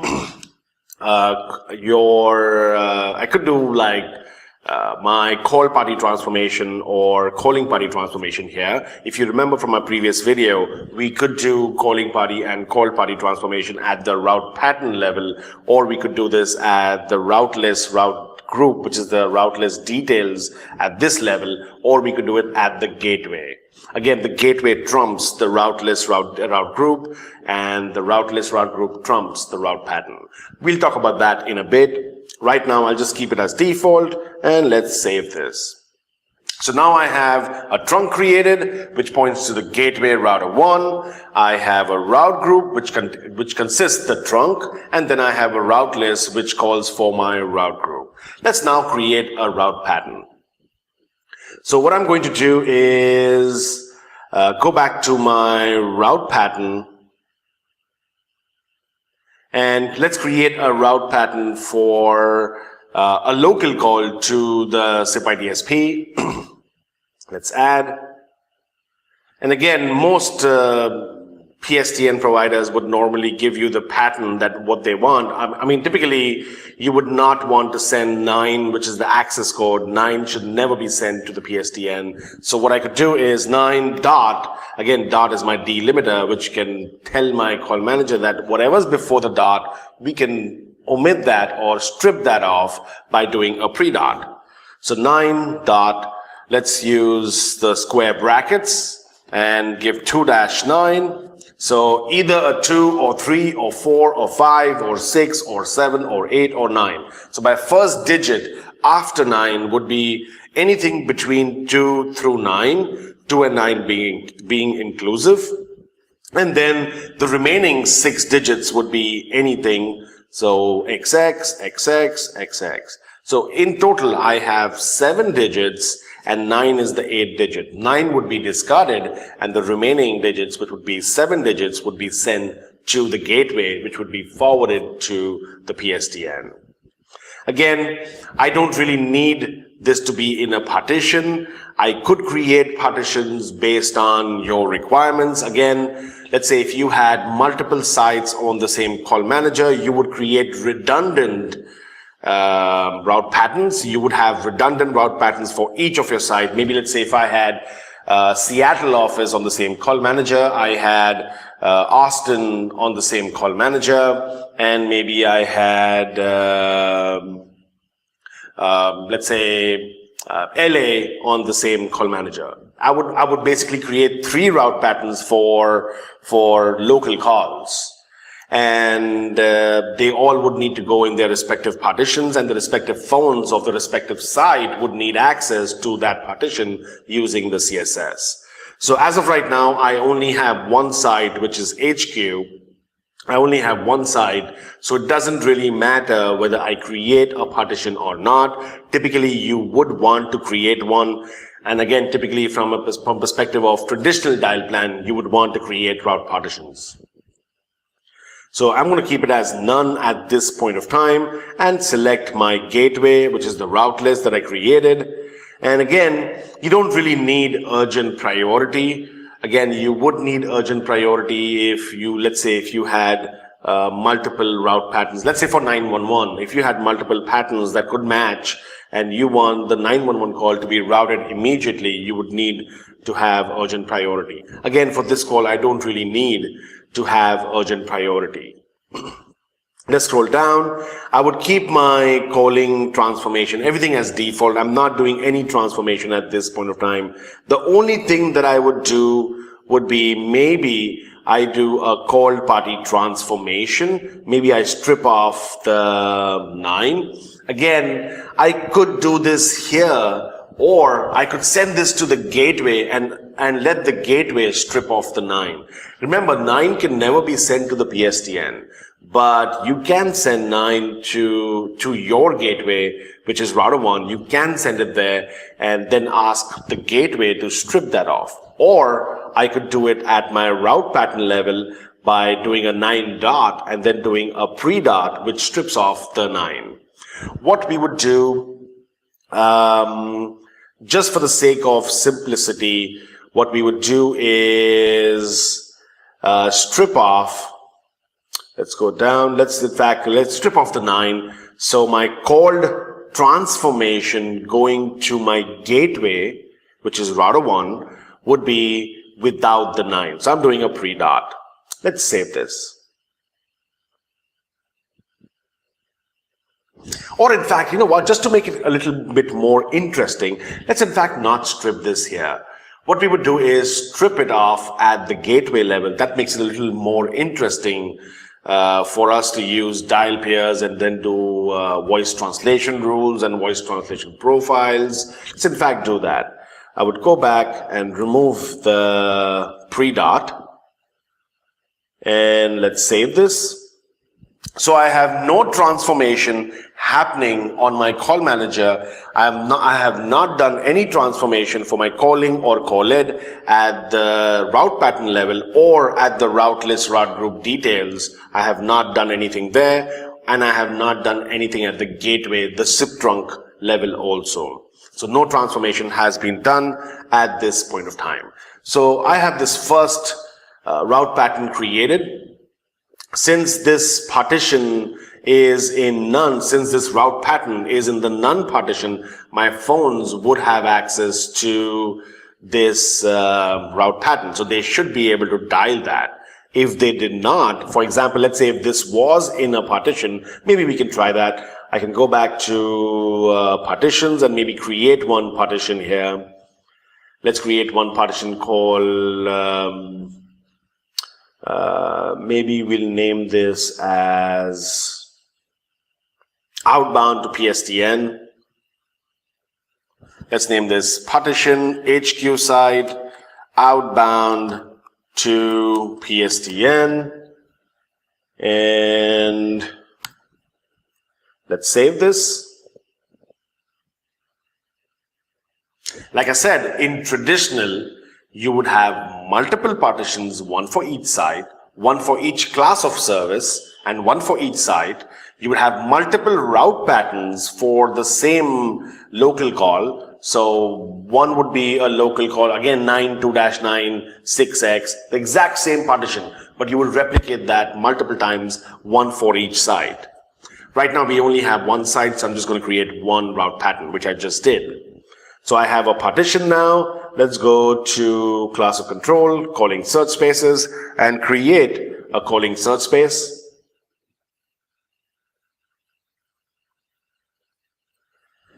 Add new. And let's name this as CSS Phones HQ and give them access to the PD HQ outbound to PSTN. Let's now go to my phones, go to bulk administration, update my phones. I believe I do have some phones. Let's change this to directory number begins with 200. I believe I have a few phones. One is a physical phone and one is a CSF, which is a Jabber user. Let's give them both access to that CSS so that they can dial that route pattern. So reset and calling search space would be CSS phones, and finally run immediately. So now my phones have access to that. I can go back to my call routing, go to my route pattern, and put that route pattern in a partition.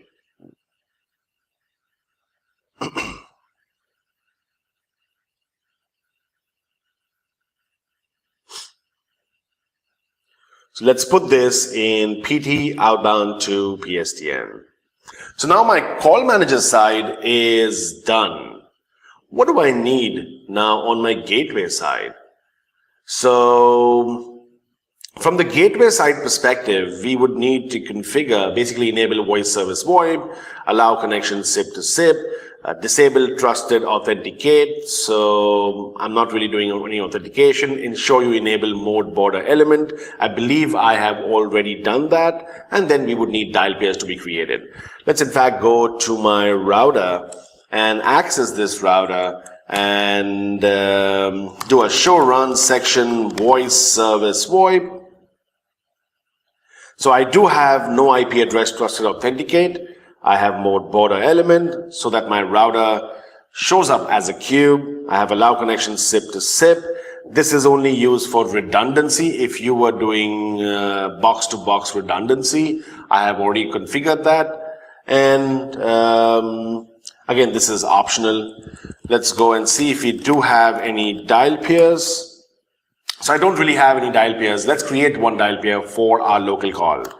So config T, dial pair voice, let's put this as 10, and VoIP.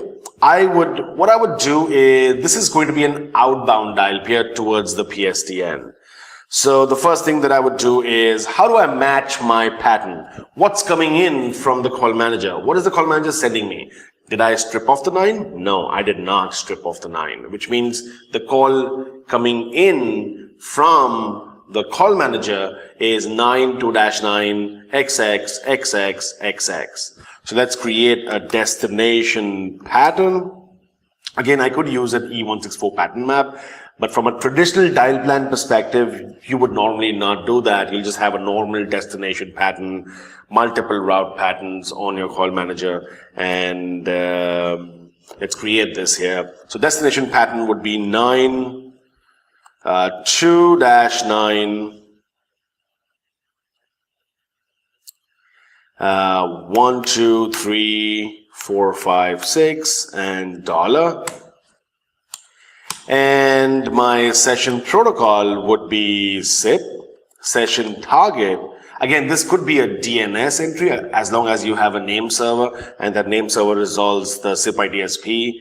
But I'm just going to use an IPv4 address, which is 157.26.1.11, which is the PSTN side call manager.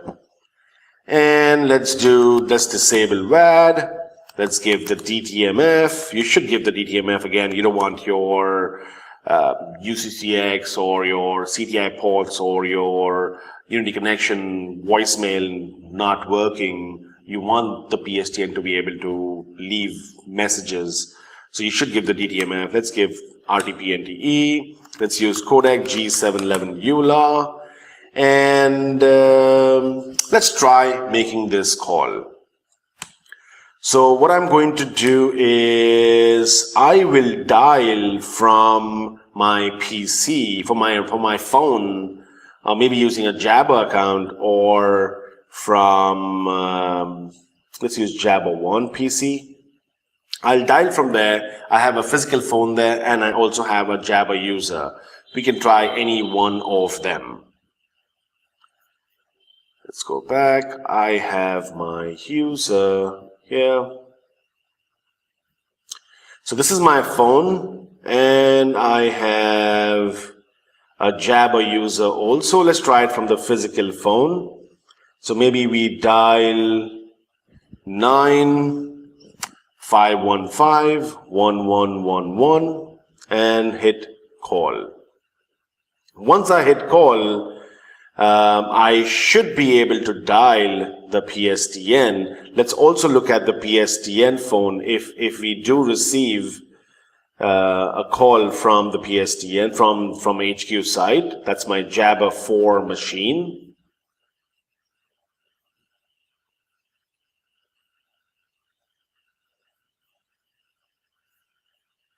So this is my,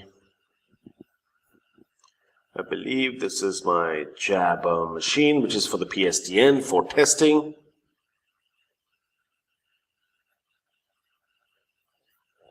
So I was not really able to make the call at this point of time, but let's try again because I wasn't logged into Jabber. Let's try if this works now. So 9-515-1111.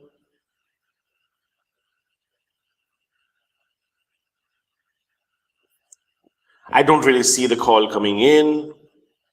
Let's go and test it from my Bruce banner, which is a Jabber account also. We can try it from here. At least we would hear some sound. Maybe there's a reorder tone. I really can't see from phone view or hear anything from phone view, but we can hear from the Jabber. Let me sign out. And let's in fact go to my router and just do a debug CCSIP messages just to see if the call leg actually comes in to my router gateway. And let's try making this call again.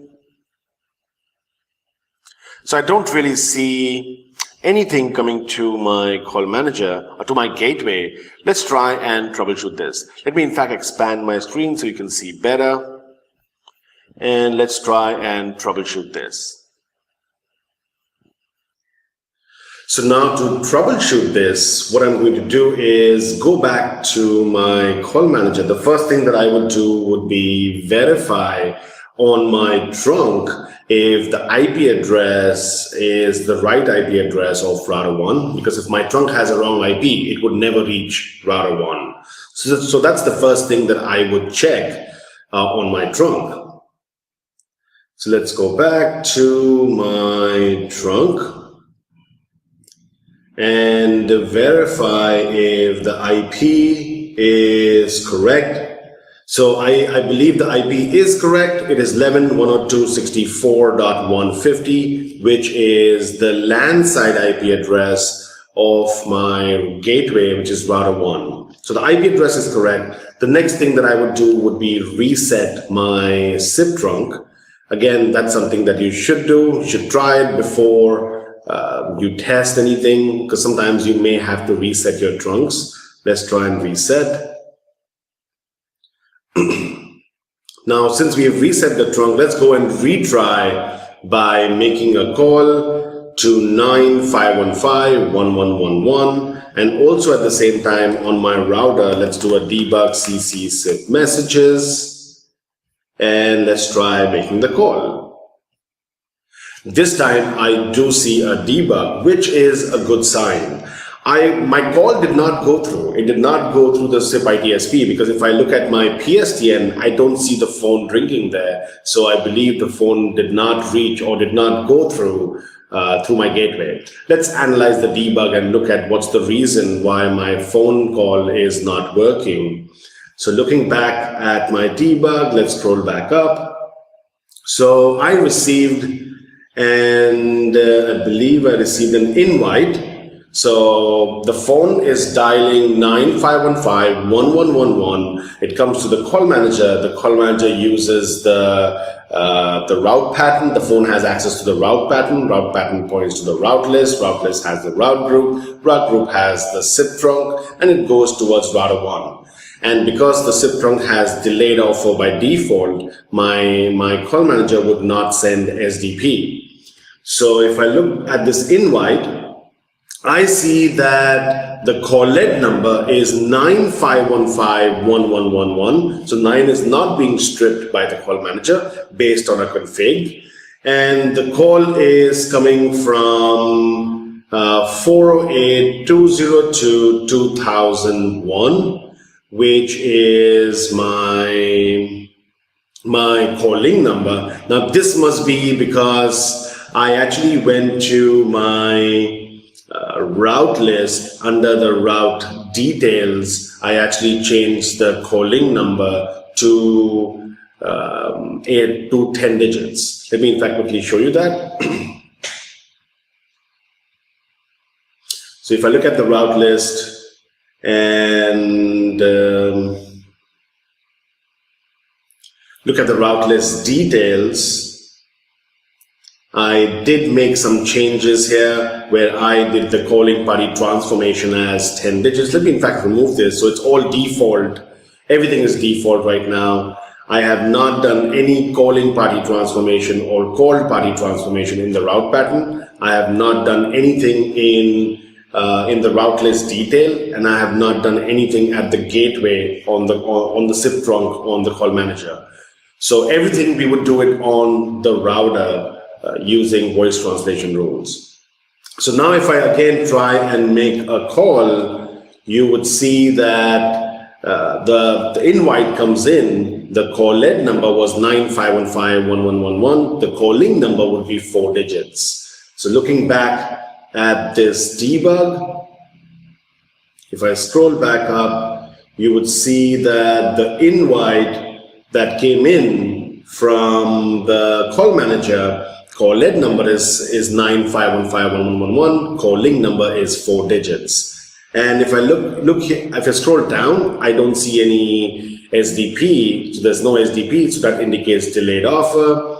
My router 1, sends an invite ahead. If you remember, we created one dial pair voice 10, and that had the destination pattern as 9.2-9. ...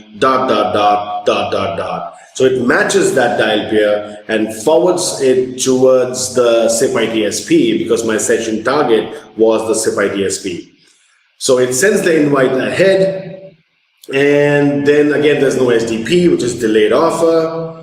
I get trying back, and then the PSTN is sending me back a 503 service unavailable. So I receive, my gateway receives a 503 service unavailable. Now why is he, excuse me, why is he getting that? Why is he getting service unavailable? In fact, I do see a warning or message here which says unable to find a device handler for the request received on this port from this IP.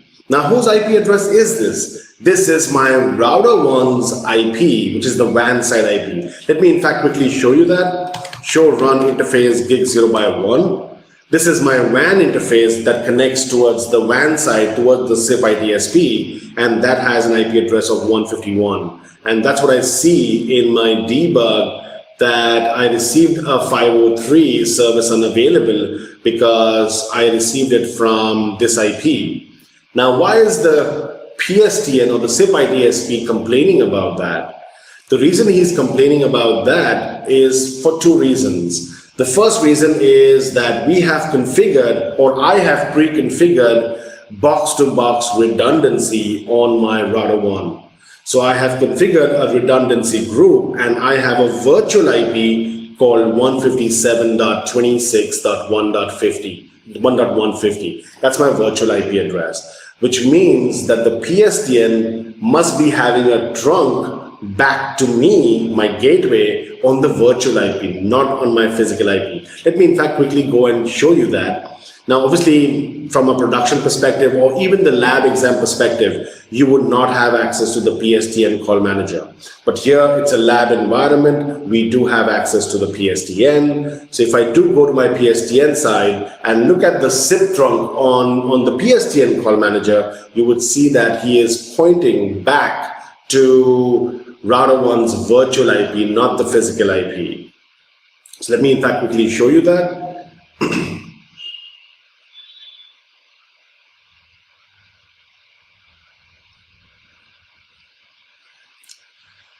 So once I log in, let me expand this. Let's go to device trunks. And if I look at the trunk on the SIP IDSP call manager or the PSTN call manager, you would see that, let's look at any one of them.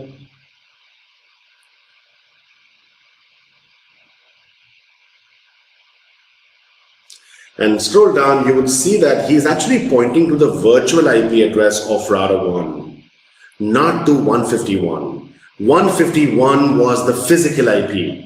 This is the virtual IP. Since I have box-to-box redundancy, I must ensure that when router 1 communicates with the PSTN, he always uses the virtual IP, not the physical IP. So to rectify this, I would need to go to my dial pair and do a bind to my control and media with the gig 0x1 interface. And because that interface has box-to-box redundancy configured, he would use the virtual IP. So let's go back to my dial pair. And under my dial pair, I would go and configure voice class SIP bind media source interface gig 0x1 and voice class SIP bind control source interface gig 0x1. So now since I have my bind for control and media, and because the gig 0x1 interface has redundancy configured with the virtual IP, he would use the virtual IP for communication. Let's in fact test this out again. Let's do a show debug. I believe I have my debug CC SIP messages turned on, and let's try making the call again. And again, my call does not work, but let's look at the debug. Do we see a 503 service unavailable? Let's go back and verify. So scroll back up and look at the invite that you received from your call manager. The call lead number is 95151111. Call link number is 2001. And no SDP. I send trying back. I send the invite ahead to the PSTN. This is the PSTN IP. I send the invite ahead. And again, no SDP. I receive trying. And then the PSTN sent back this time a 404 not found.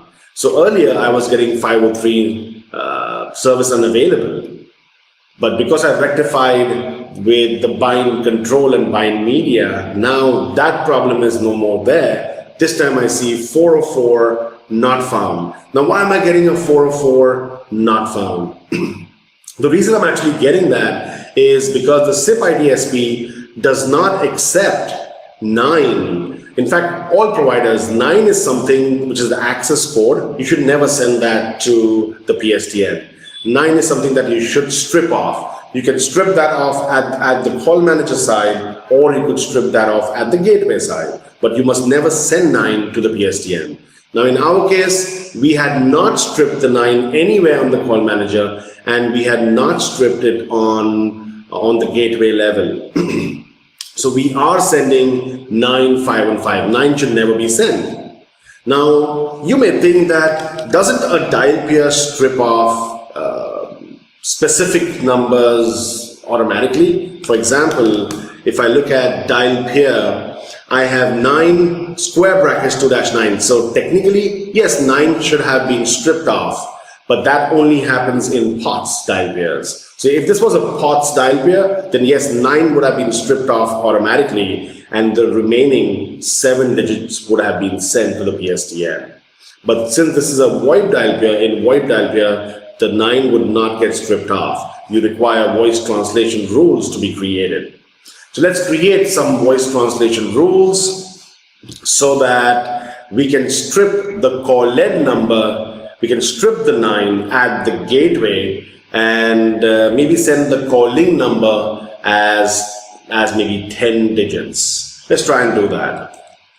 So what I would do is create a voice translation rule. And again, the rule number or the name is a tag, which is a numeric tag. It cannot be a name. So let's just use any, let's say 10. And let's make a rule number 1, where I would say if the calling number begins with 2 ...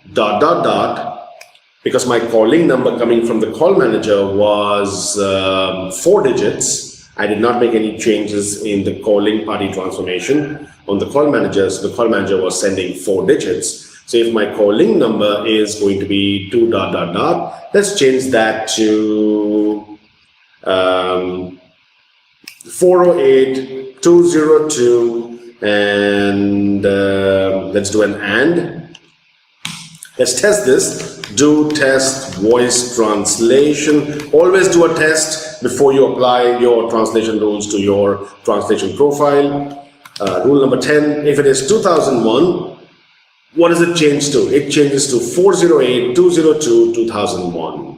So this is what we want for my calling number. So my tag is 10 for the calling. And let's make one more voice translation rule for the call lead number. Let's make a new one, voice translation rule number 11, where I would say rule 1, where if the call lead number is 9, and let's in fact make a set. So 9, open parenthesis, and this would be square brackets, 2-9, 1, 2, 3, 4, 5, 6, $. You should give a $, to end the string. Otherwise, you can have more than 7 characters or more than 7 strings. So you should give a $. And let's end my set, which is with the backslash, and then close the parenthesis. This should be changed to \1. So what does this mean? This basically means that strip the 9 and take the set and keep it as it is, which basically means if I do a test now to, let's use test rule tag number 11, and if the call lead number is 95151111 and do a test, it changes it to 5151111. So 9 got stripped off. Let's try making a call. Would it do anything right now? Would this translation rule that I created, rule number 10 and rule number 11, would it do anything? No, it's just sitting there. It's not doing anything. The reason is that the voice translation rule has not been applied anywhere. Can we apply a voice translation rule directly to a dial pair? No. You have to nest your voice translation rule inside a voice translation profile, and the voice translation profile goes to the dial pair. So let's create a voice translation profile. So let's name this voice translation profile as local national. Again, be careful with your naming conventions because it's case sensitive. So when you apply the voice translation rule or voice translation profile, it's case sensitive, so be careful with that. Now we need to apply 2 voice translation rules. So translate calling using the voice translation rule tag number 10 and translate the call lead using the tag number 11. Let me quickly show you my rules. So do show run section voice translation. So I have tag number 10, which is translating the calling number from 4 digit to 10 digits. And then I have the voice translation rule number 11 or tag 11, which translates the call lead number from 95151111 to stripping off the 9 and sending just 7 digits to the PSTN. So I have applied my voice translation rule number 10 and tag number 11 to a voice translation profile by giving the command translate calling and call lead using the tag number. Last step would be to apply it to the dial pair. So like I said earlier in my earlier video, voice translation rules are basically a 3-step process. Creating the voice translation rule, calling the voice translation rule inside a voice translation profile, and then applying it to your dial pair. So go back to your dial pair, voice 10, and say translation profile or translation profile outgoing. I could apply this on incoming, so I could apply this on the incoming call leg or the outgoing call leg. For us, it's the outgoing call leg going towards the PSTN. So outgoing, and let's use the command, let's copy it from my running config. Now again, like I said earlier, be careful with this name. It's a common mistake sometimes when you're typing it out. Let's say if I give a double L, the worst part is that the iOS does not bark back at you or shout back at you saying, hey, this is wrong, or this translation profile does not exist. It does not say anything. The only problem now is going to be that nothing is going to happen because this voice translation profile does not exist. So be careful with that. Always do a copy paste. And when you apply the voice translation rules, you don't really have to remove it and reapply it. It overrides. For example, if I show you my dial peer now, you would see that I only have one voice translation profile, which I used as local-national. So when I give the command again, it overrides the previous command. Excuse me.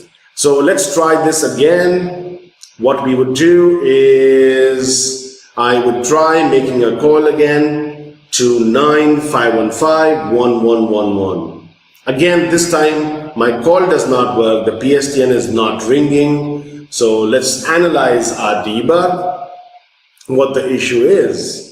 So if I look back at my debug, I still see a 404 not found from the PSTN. PSTN still send me back a 404 not found. Now what's the issue? If I look at the cause code is just 1. The reason you're getting this is because whenever you make an outbound call to a PSTN, the first question that should come to your mind and what you should ask your provider is, what do you expect for local calls?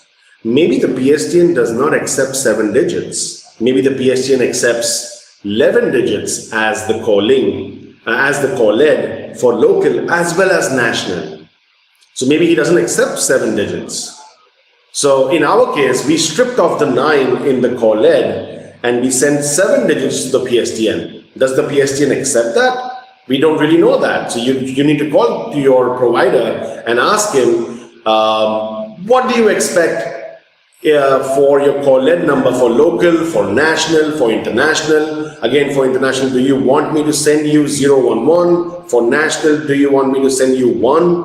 Or for local, do you want me to send you 7 digits or 10 digits? You need to ask that question to the service provider. Now, in our case, the PSTN has been pre-configured to accept local calls and national calls as 11 digits, which means 1 and then your area code and the subscriber number. So totally 11 digits. So what I'm going to do is go back to my to my voice translation rule, which was rule number 11, and let's do a show run section voice translation. So rule number 11, which was translating the call lead, I'm going to change this. I would change this to say prefix 1408. So prefix that for my HQ site. So prefix that. And this time if I do a test, let's go back and do a test to 9515-1111. If I do a test, I am now sending 11 digits to the PSTN. So this question is something that you need to ask your service provider, that what does he accept. So in our case, it accepts 11 digits. Let's go and retry by making a call to the PSTN. And this time, my PSTN rings. Look at the calling number, 10 digits calling, and call lead was anyway 11 digits. Let me disconnect. And let's look back at the debug. We will look at the invite that we sent to the PSTN. This was the invite received from my call manager, 9515, so 7 digits plus the 9. Calling was only 4 digit, but when I send the invite ahead to the PSTN, I change the call lead to 11 digits and the calling to 10 digits. And I send that ahead to the PSTN, and the PSTN accepts that call, and the call works. Now, all of my transformation, I did all of that at the gateway level. What if I don't want to do that? What if I don't want to do transformation at the gateway level? I could do this at the call manager side also. However, at the call manager side, I have multiple options. I have many options to transform. I could do this at the route pattern level, or I could do this at the route list, route group detail level, or I could do this at the gateway level.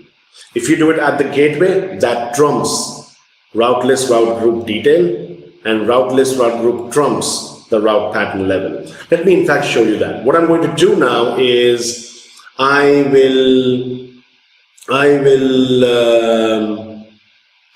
go back to my call manager now and make some changes there. This time I would modify everything on the call manager side. I'll do everything on the call manager side. So again, this would be as per traditional dial plan implementation. We're not doing globalization. So this is how we used to do it back in the day. Nobody does traditional dial plan anymore. It's just not scalable. I'll discuss that why it's not scalable in a bit. But right now, I'm just going to quickly show you the traditional way of doing it on the call manager. So let me go back to my gateway, and from my dial pair, I will remove the voice translation profile that I have. I'll remove that voice translation profile, so it's not being used. Let's remove this. So now my voice translation rule and my voice translation profile is not being used, even though it exists, but it's not being called for in the dial pair. It's not being called for, so obviously it's something that is not going to be used. Let me quickly show you my dial pair. So I don't have any voice translation profile applied. So obviously my calls are not going to work at this point of time. So let me now go back to my call manager and make changes at the call manager side. Now, like I said, I could do this at the gateway level. If I had to do this on the gateway level, on my trunk, I have the option of applying call party transformation CSS. So as soon as the call comes to the gateway would take the call lead number and the calling number and send that to the call party transformation or the calling party transformation, transform the numbers, get it back, and then forward it out down to the gateway. So I could do it there. But again, I'm not going to do it at the gateway. What I would do is show you something. I'll do it at the route list level, route list, route group level. So I'm not doing it at the gateway. But like I said, if you did want to do this at the gateway level, this is where you would do it. Uncheck device pool and apply your CSS. Obviously, you would have to go to transformation and create calling party transformation and call party transformation. You would have to create that. So I'm not doing that right now. What I'm going to do is go to my route list.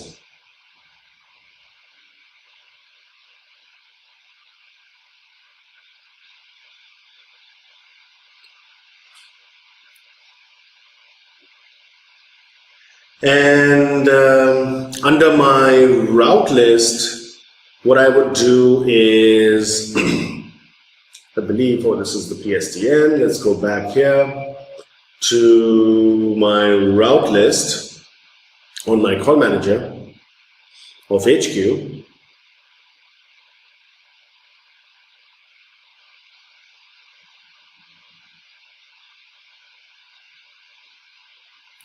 And go back to route list details and do it here. So you could do it at the gateway, or you could do it at the route list details, or I could do it under the route pattern. So if I have to do it under the route list details, I would do it here, where I would change my calling party transformation by changing the default to on. So this basically changes my calling number to E164. And again, this would only work if your physical phone or your CSF, your Jabber users, they have E164 defined under the line. So my phones do have E164 pre-configured, so I can use that. So use the external phone number mask, and this would send E164 down to the gateway. Again, I don't want E164. Maybe I want 7 digits. So I could say XXX, XXXX, so 7 digits. So take the E164 and strip off +1408 and just take the last 7 digits and send that down as the calling number. The next thing that I would do would be do a discard, do a pre-dot, because I want to strip off the 9. So I would do a pre-dot and then prefix 1408. So it becomes 11 digits. So I'm prefixing 1408. Let's do a save. Now, obviously, this would still not work because my route pattern does not have a pre-dot. It doesn't have a delimiter. So because I'm using a delimiter here, I'm saying do a pre-dot. My route pattern should have a delimiter to strip off the 9. So go back to your route pattern, and I would modify my route pattern to add the delimiter so that we can strip off the 9.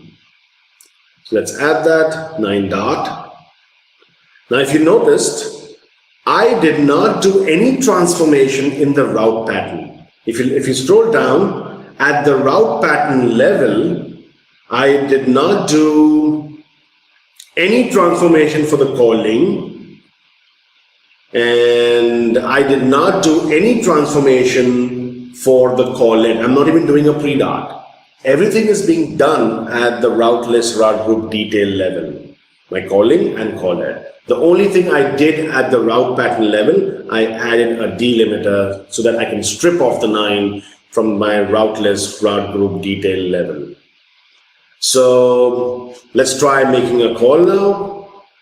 Let's go back to my phone and try making a call. Obviously, my call does not work. Why does it not work? It's not because of anything to do with my call manager. It's probably to do with my gateway. Let's look at this. So I received an invite from my call manager. Look at my call lead number. It's 11 digits. So I transformed my call lead at the call manager side this time. And my calling was 7 digits. When I send the invite ahead, I said trying, and I did not in fact send the invite ahead. So no invite was sent to the PSTN. The gateway received the invite. I sent back trying to the call manager, and then I sent him 404 not found. Why is that? No dial peer match. Now, why did I get this error? This was because I have turned on voice IEC syslog. That's something that you should always turn on. That really gives you a lot of information, the exact error that is the problem. Now my dial peer did not match. In fact, even if I look at my SIP message, in the SIP message, I would see no matching outbound dial peer or outgoing dial peer. What's the reason? So show run section dial peer. If I look at my dial peer, it is I believe it was section dial peer. My destination pattern is 92-9. Now my call manager is not sending me 9 anymore. He's sending me 11 digits. So I must modify this. Let's go and modify this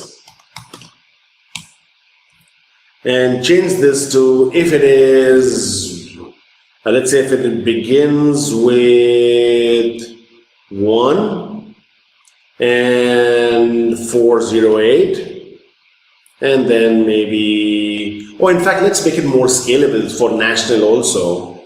So let's make a set, backslash, open this, open parenthesis, square brackets, 2-9, dot, dot, close your parenthesis, close your set. Let's open a new set and open square brackets, 2-9, and then 6 dots, 1, 2, 3, 4, 5, 6, dollar, backslash, close parenthesis, and that should be, oh, in fact, this is for voice translation, so I would not be able to give it like this. This would be wrong. This should be something like this without the set. Sets are only usable in voice translation rules. You cannot use that with destination pattern. So if you do want to use something like this, what I could do actually is maybe make an E164 pattern map. But again, that's something that you would normally not do at the traditional dial plan demonstration. We'll probably use that when we do globalization. So let's remove this and just keep it simple like this. So it says if it begins with 1, because my call lead number begins with 1, coming from call manager, it's 11 digits, 1 plus 10. And then 2-9, dot, dot, and then 2-9, 6 dots. So this is my subscriber number, this is my area code, and this is 1 for national, or even for local, I'm using 1 because my PSTN is expecting 1 even for local. So I've changed this. Let's retry by making a call. This time my call works. And look at the calling number, 7 digits. Let's disconnect. And disconnect and look at my debug. Scroll back up to here. So invite received from call manager was 11 digit as the call lead, 7 digit as the calling, and then I send the invite ahead to the PSTN as 11 digits. I didn't do any transformation. This is still the same coming from call manager. I send it to the PSTN, calling is still the 7 digits which came from the call manager. I never did any transformation at the router 1 at the gateway level, which is router 1. I only did the transformation at the call manager side. Now, one thing I want to really show you is, if you remember in one of my earlier videos, I had said that, or in fact, even in this video, I said that the gateway trumps the route list route group level, and the route list route group trumps the route pattern level. Let me in fact show you that. What I'm going to do is go back to my route pattern, and at the route pattern, I will change this to use E164. Okay? And at the discard digit, I'll do a pre-dot and say prefix 9515. Or maybe 9515, let's do it 91408. So prefix 91408. So now what's happening is the route pattern says for the calling, change it to E164. The route pattern for the call lead says change it to 91408 and then 7 digits. But at the route list, route group detail level, I have said change the calling to 7 digit and call lead to 11 digits. Which one would take preference? Think about it. If you are saying that the route pattern would take preference, that would be wrong. If you are saying that the route list, route group takes preference, that would be correct. Let's test this. So if I go back and try making a call, the call still works. And let's end this call and go back and look at the debug.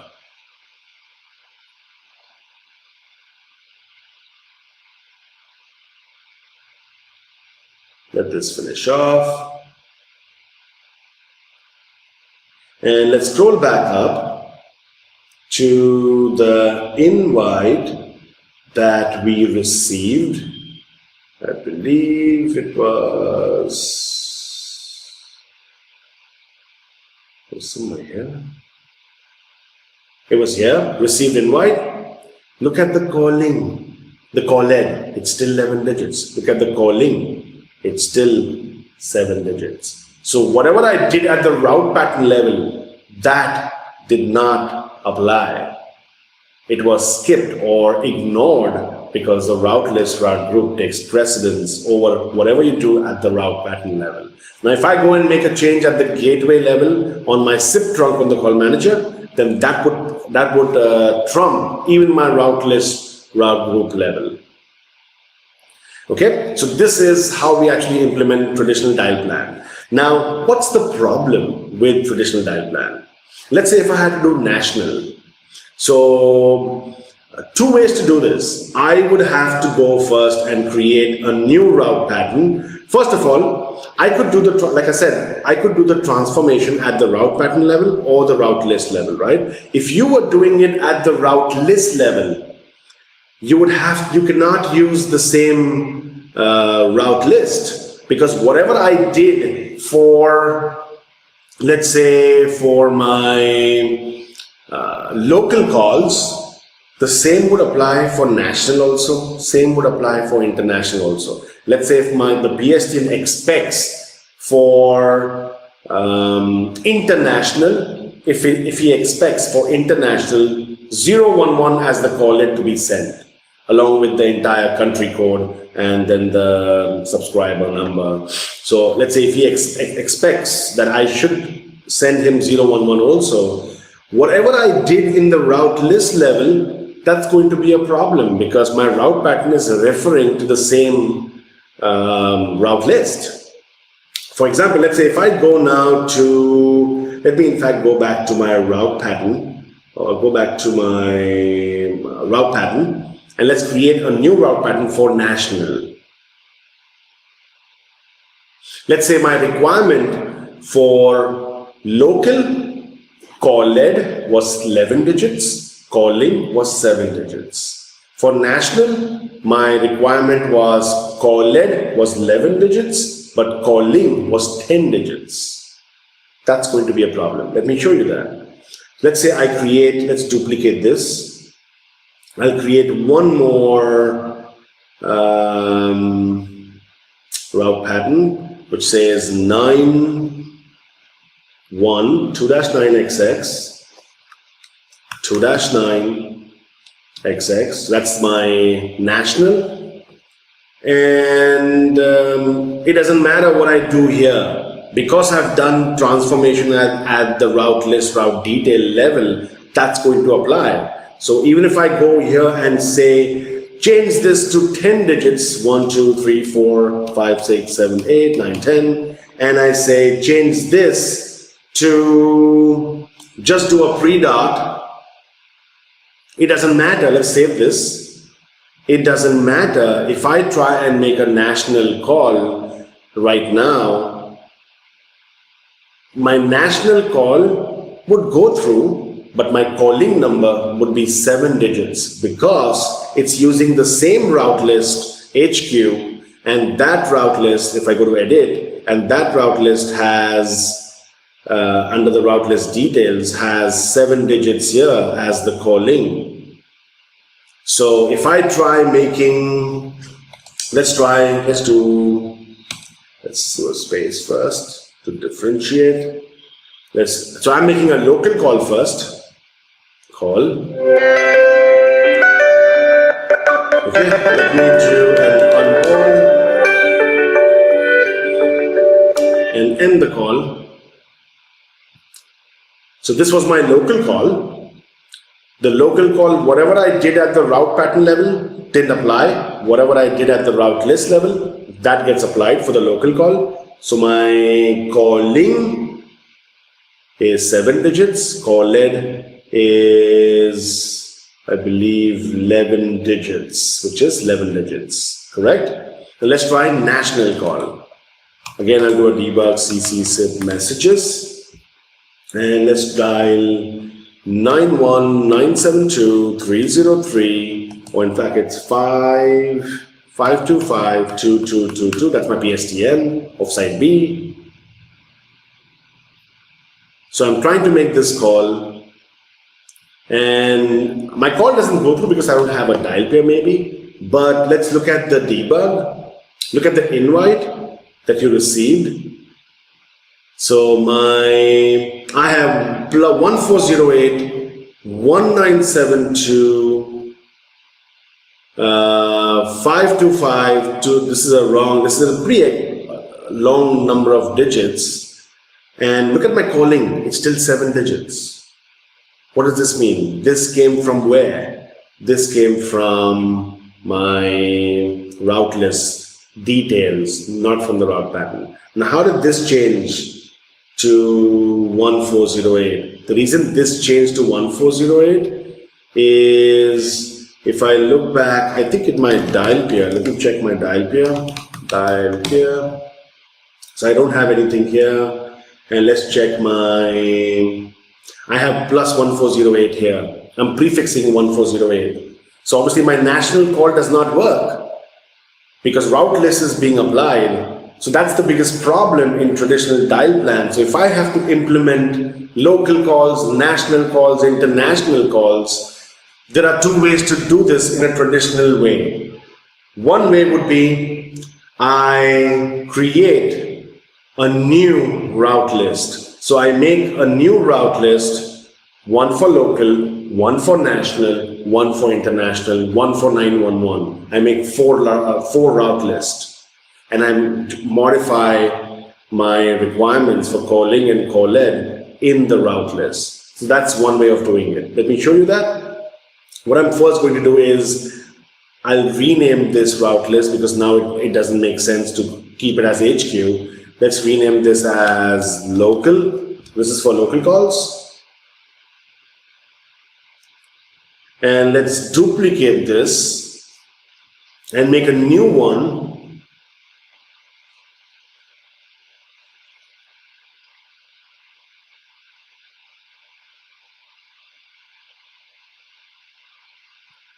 Let's copy this and make a new one for national.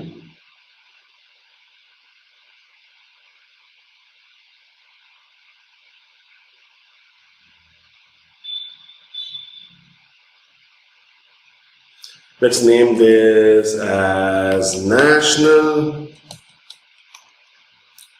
and save. It would still call the same route group, which has the same ciptron, but the only difference would be under my route list details, under this new route list, I would add 3 more XX, so it becomes 10 digits, and this would be nothing, just a pre-dot. I don't have to prefix anything because anywhere in my route pattern, I'm stripping off the 9 and sending 1408515, which I can show you in my route pattern. So go back to your route pattern and change your route list.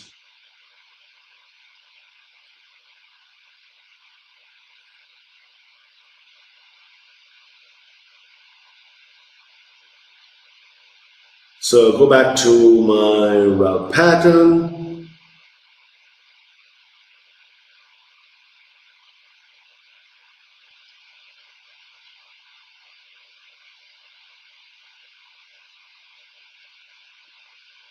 And under my national route pattern, if you see, I'm stripping off the 9. Whatever I do here, it doesn't matter. This is irrelevant because I'm doing it at the route list level. Whatever I do here is irrelevant because I'm doing it at the route list route group detail level.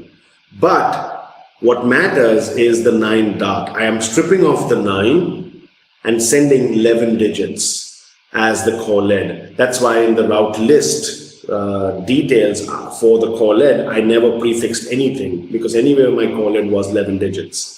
But the only change that I have to do is change this to point to national now. So this is how I would do national. So let's try making this call now. So if I try making a local call, let's first try national. So national works. I see 10 digits as the calling. Let's disconnect.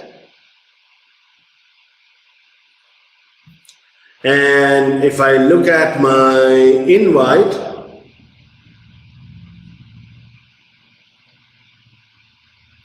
which should be somewhere here, 11 digits as the call lead, 10 digits as the calling.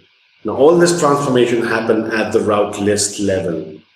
And if I make a local call, my call lead would still be 11 digits, but my calling would be 7 digits. Now imagine if I have to do international also, I would have to make one more route list. This is traditional way of doing it, that I create multiple route lists. What's the problem in doing it this way? What's the biggest problem in doing it this way? See, if I have just one site on this call manager, let's say if I just have Seattle on this call manager, absolutely no problem. I could do changes at the route pattern level or the route list level. Yeah, route list, I would have to create multiple route lists if I had different requirements. So a route pattern would be a better way than the route list. So the problem is, if I do it at the route list level, I require 4 route lists for one side. If I do it at the route pattern level, then I do it at the route pattern. I don't need 4 route lists. In that case, I would have 4 route patterns, one for 911, one for local, one for national, one for international. 4 route patterns, 1 route list, 1 gateway. But what if I had multiple sites on the same cluster? I had Seattle, I had Austin, I had, let's say, New York. They all were on the same cluster. In that case, imagine if I was doing it at the route list level. So for 3 sites, for each site, I need 4 route lists, which means for 3 sites, I would need 12 route lists.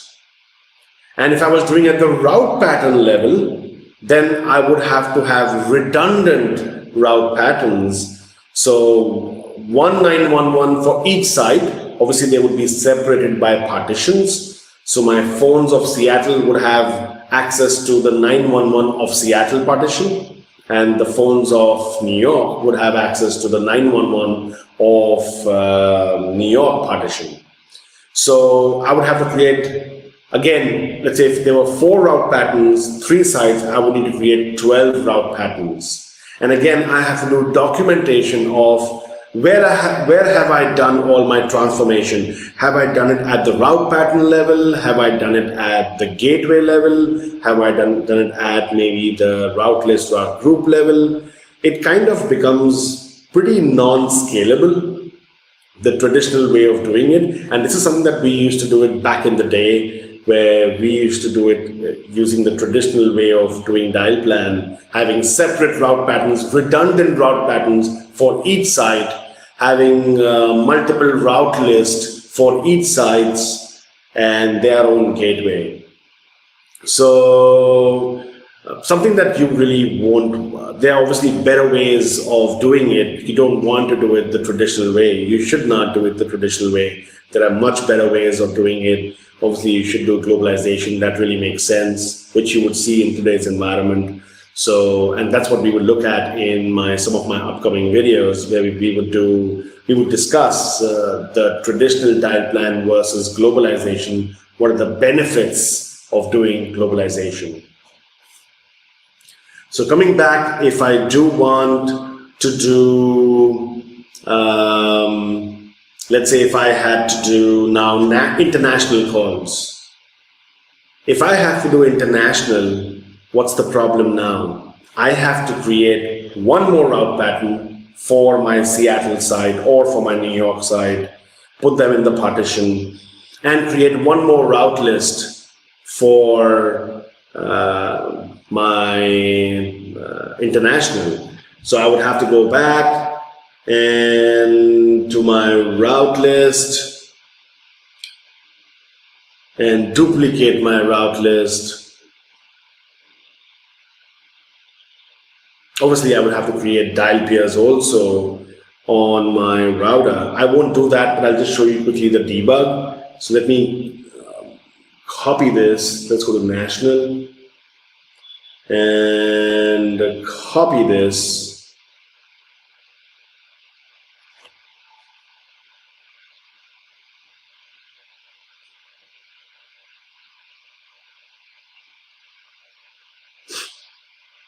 Let's name this as international,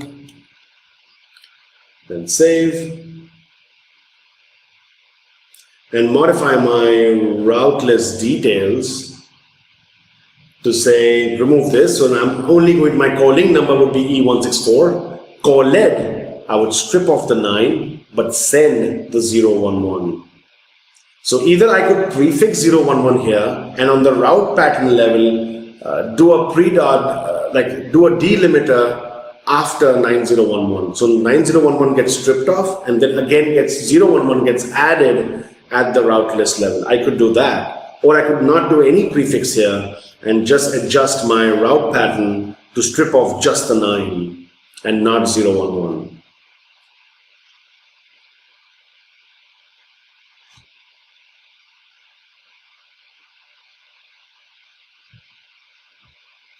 So going back to my route pattern,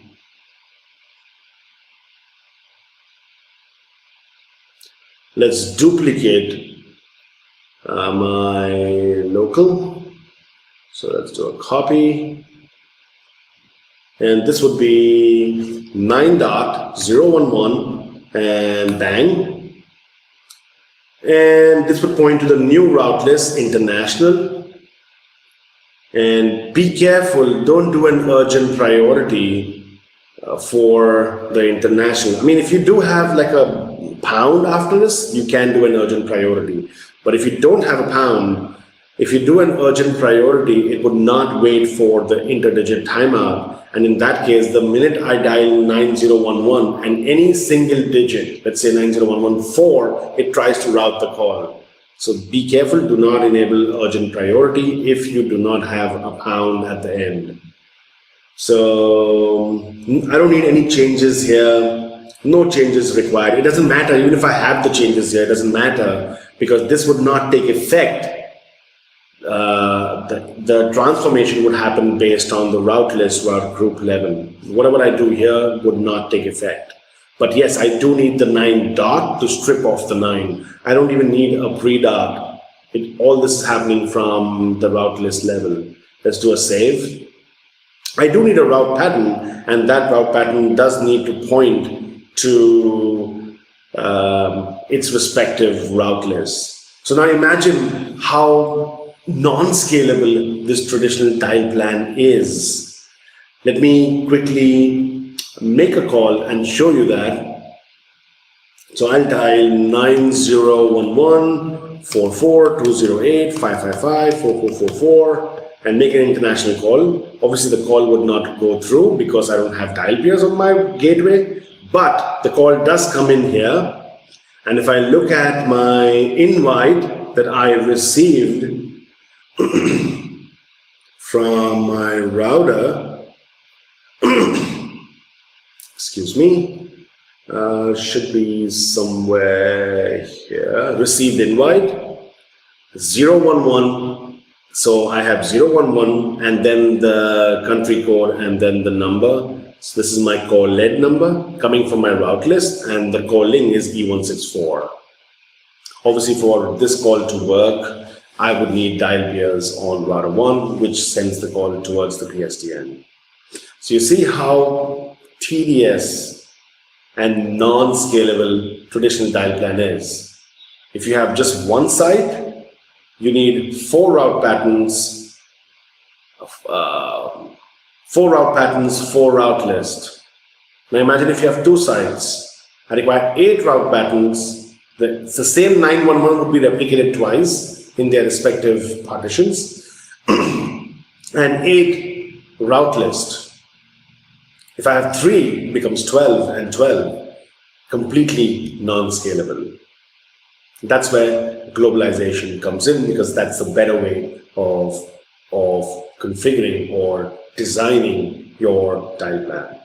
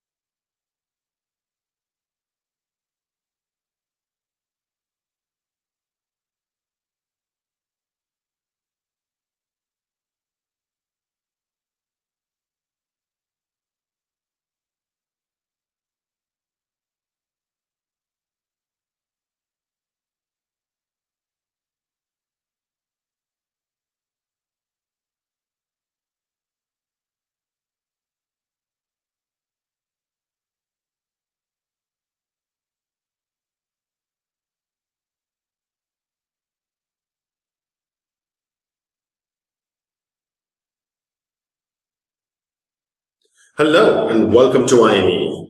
Today in this video, we will look at advanced elements of dial plan. So in this video, we would basically focus on time of day call routing. We would focus on client matter codes, forced authorization codes, line device approach for COR, which is class of restriction, and also we would look at local route groups. So the first topic that we would talk about is going to be time of day call routing, which is call coverage. The whole idea behind time of day call routing is to allow the UCM to be able to route a call based on a certain time. The way we achieve this is by creating time schedules, and those time schedules are attached to a partition. Effectively making the partition on or off, being available or not being available. So if the time is off, it basically means that that partition is not available for your calling search space, as if it was never there. So it basically blocks or allows the UCM to not route the call to a specific route pattern because the time of day does not match. So here I have a hunt pilot which effectively calls for a hunt list, and the hunt list calls for a line group, and the line group has some phones. The hunt pilot itself has a DN which is 8000, and that is assigned to the partition which is New York partition.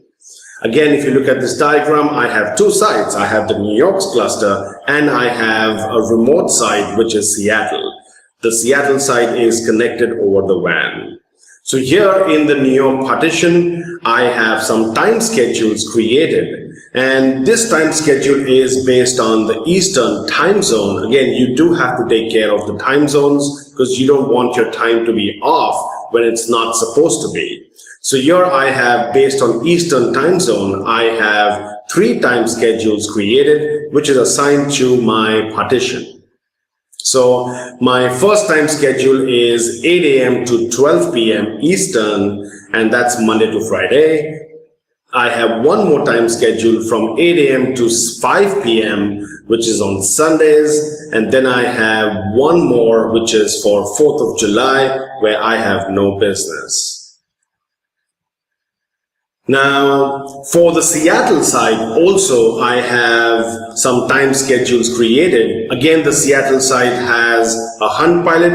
The hunt pilot has the exact same DN, which is 8000, which basically calls for a hunt list. The hunt list calls for the line group, and the line group of Seattle calls for the Seattle phones.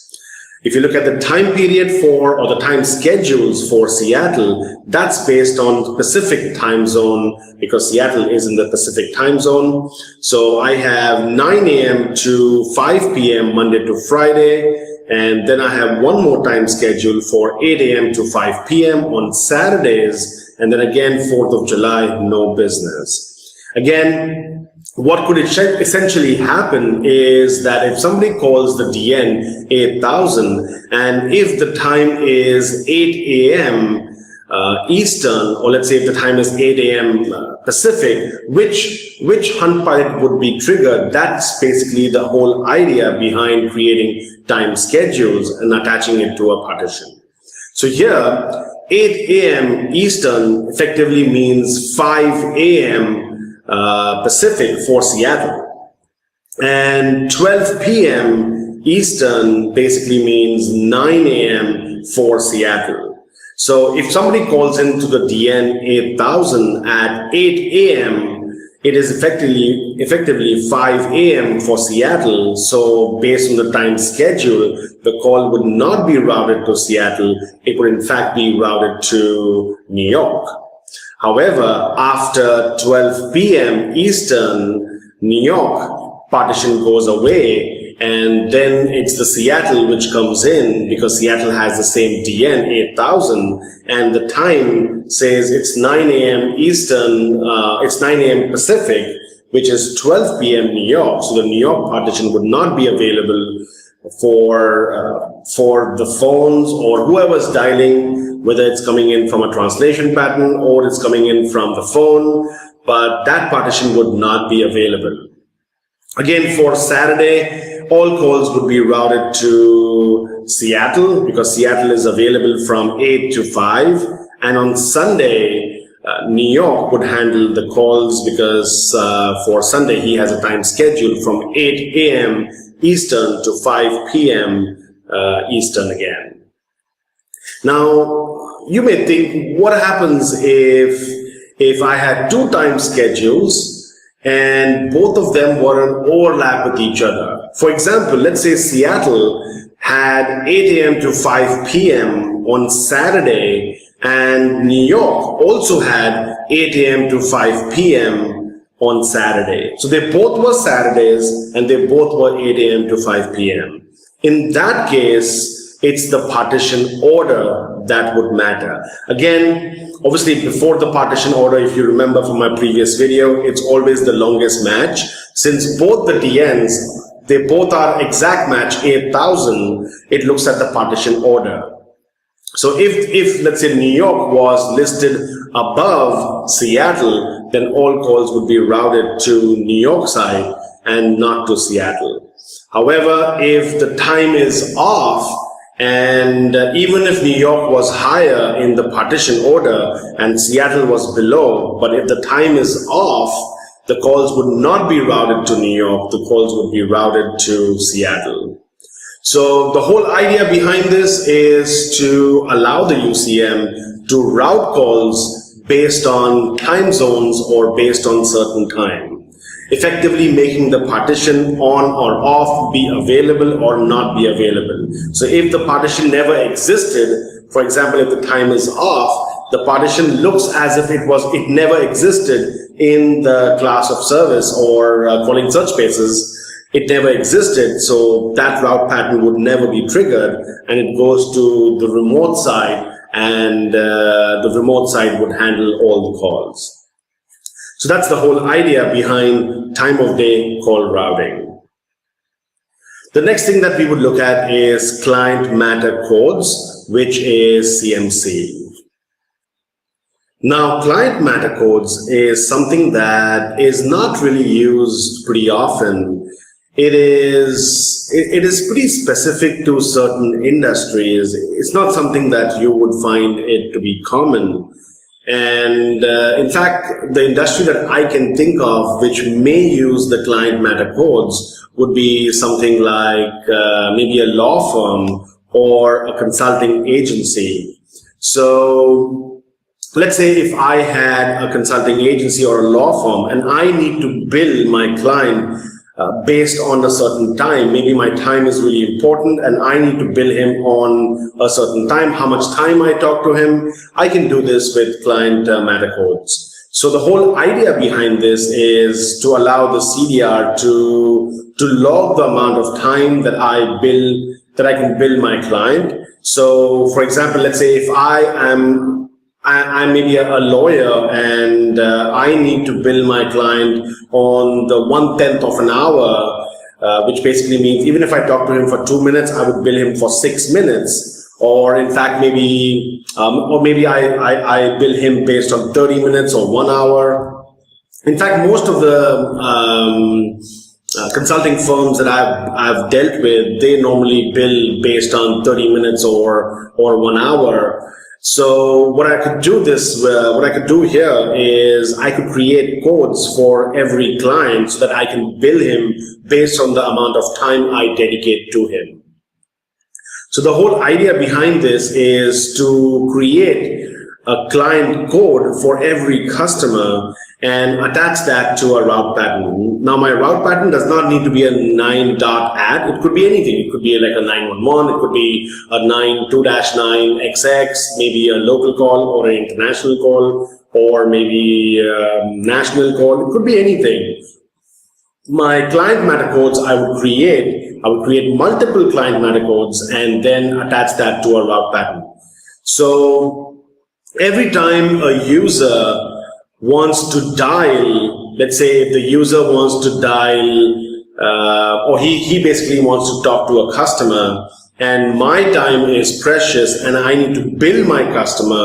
Maybe I am a lawyer and I have dedicated 1 hour time slot to a customer, and I need to bill him for that 1 hour, what I would do is, before calling him, I need to know his client matter code. I need to know his code. So when I pick up the receiver and dial the local or national number, the call manager would send a tone back saying, I am waiting for the client matter code. So when I dial, the call manager sends back a tone saying, please enter the CMC. So when I dial, let's say I have some client matter codes here. So I have CMC, which is 555. Again, you should normally give a description. So I have 555 for personal calls. Again, you may, let's say you are making a personal call outbound, or you are making a call to a client. You may have multiple client matter codes. I have some listed here, just randomly chosen any number. Again, normally you would have a strategy of numbers. Maybe you would have incremental order for every client. I just randomly took anything. So I have CMC 555, which is for personal calls. I have CMC 347, which is for client 1, 643 for client 2, and 896 for client 3. So when I pick up the receiver and I dial a local number or a national number, the call manager will ask me back, he sends me a tone back, waiting for CMC code. So now if I dial the code 643, the CMC is assigned to that call, and the CMC matches with the route pattern, and the CDR is recorded, and then the call is sent ahead. So the client matter code does not become a part of the DNS. It is just used to match a certain route pattern. Again, it's different from FMC, which is force authorization code. Don't get confused with CMC and FMC. They both are completely different. Your force authorization code is the authorization. Do you have the authorization or the level to make the call, versus CMC, which does not talk about any authorization. I don't care about authorization. The only thing I care about is how much time I am talking to a specific customer, which is based on the client matter code. So my CDR would record how much time I spoke to a specific customer. The next thing that we would talk about is the forced authorization code. Now, the forced authorization code, like I said earlier, it's different from the client matter code. The client matter code did not talk about any authorization, whether you have the permission to make a call or not. The client matter code was only about creating a log so that I can bill the customer. Force authorization code is exactly what I said. It is basically defining the level or giving the authorization for you to make that call. So again, the force authorization code, I would have to create that and attach that to my route pattern. So here I have 3 route patterns, or in fact, I have some force authorization codes, levels defined. I have level 10, level 20, and level 30 defined. And I have some force authorization codes description given, where authorization code 55 is, the level is 10, the code is 55, and the description is local. So if you want to make local calls, you need to give the code 55 before you're allowed to make that call. If you want to make long distance calls, the code would be 2179, and then you would be assigned level 20, and then you would be allowed to route that call. The UCM would be allowed to route the call. And if you want to make international calls, then again, this would be, the code would be 61729. So how does the force authorization code works? Let's say if I pick up the receiver and I need to dial a long distance pattern. So I pick up the receiver, I start dialing. As soon as I start dialing the long distance pattern, once I dial the long distance pattern, a tone is basically sent back from the call manager saying, I am waiting for the force authorization code. And if I type the code 2179, I basically get assigned level 20 because level 20 has it's the level for that code. So I get assigned level 20, and then that level 20 is matched with the route pattern, which is the long distance route pattern. It matches with that.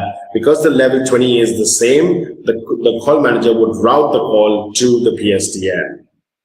So the whole idea behind here is to allow businesses to let them route a call based on a certain authorization. It's not authentication, it's actually more of authorization. That do I have the permission to route this call? Does this user have the rights to route this call? So again, an industry that I've really worked with a lot would be education industry, or maybe the university. Let's say if I have students and I have professors, and they all are in the same campus, and I have some phones, and if a student picks up the phone and he dials something, he would not have the authorization, or he would not know the code, so he would not be able to make local or national calls. At the same time, if a professor wants to talk to another student who's maybe an international student, or maybe make a long distance call or a national call, he would be able to do that by pressing the code for the long distance, and then he would be assigned that level and he would be able to make that call.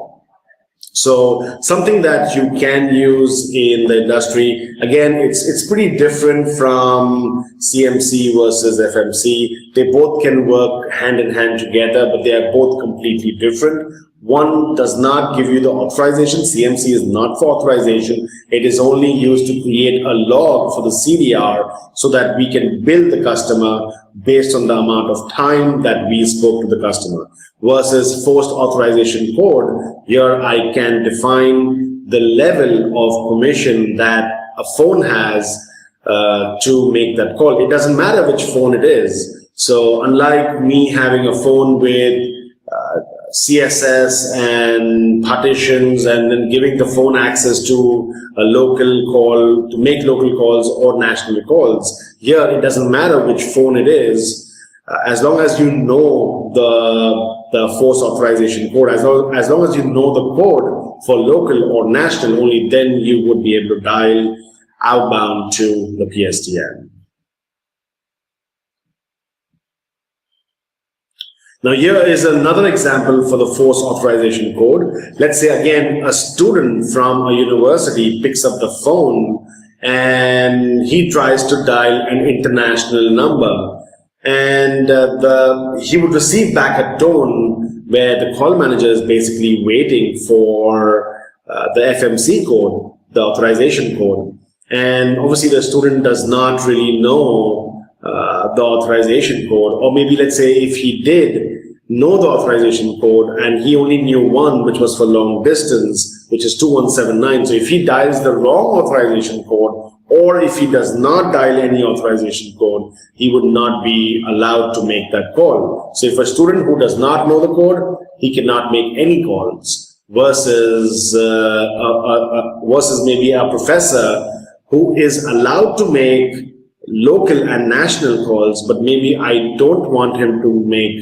international calls, so he does not know the international code. So if he dials 2179, he is assigned level 20. And now this level 20 is verified with the route pattern.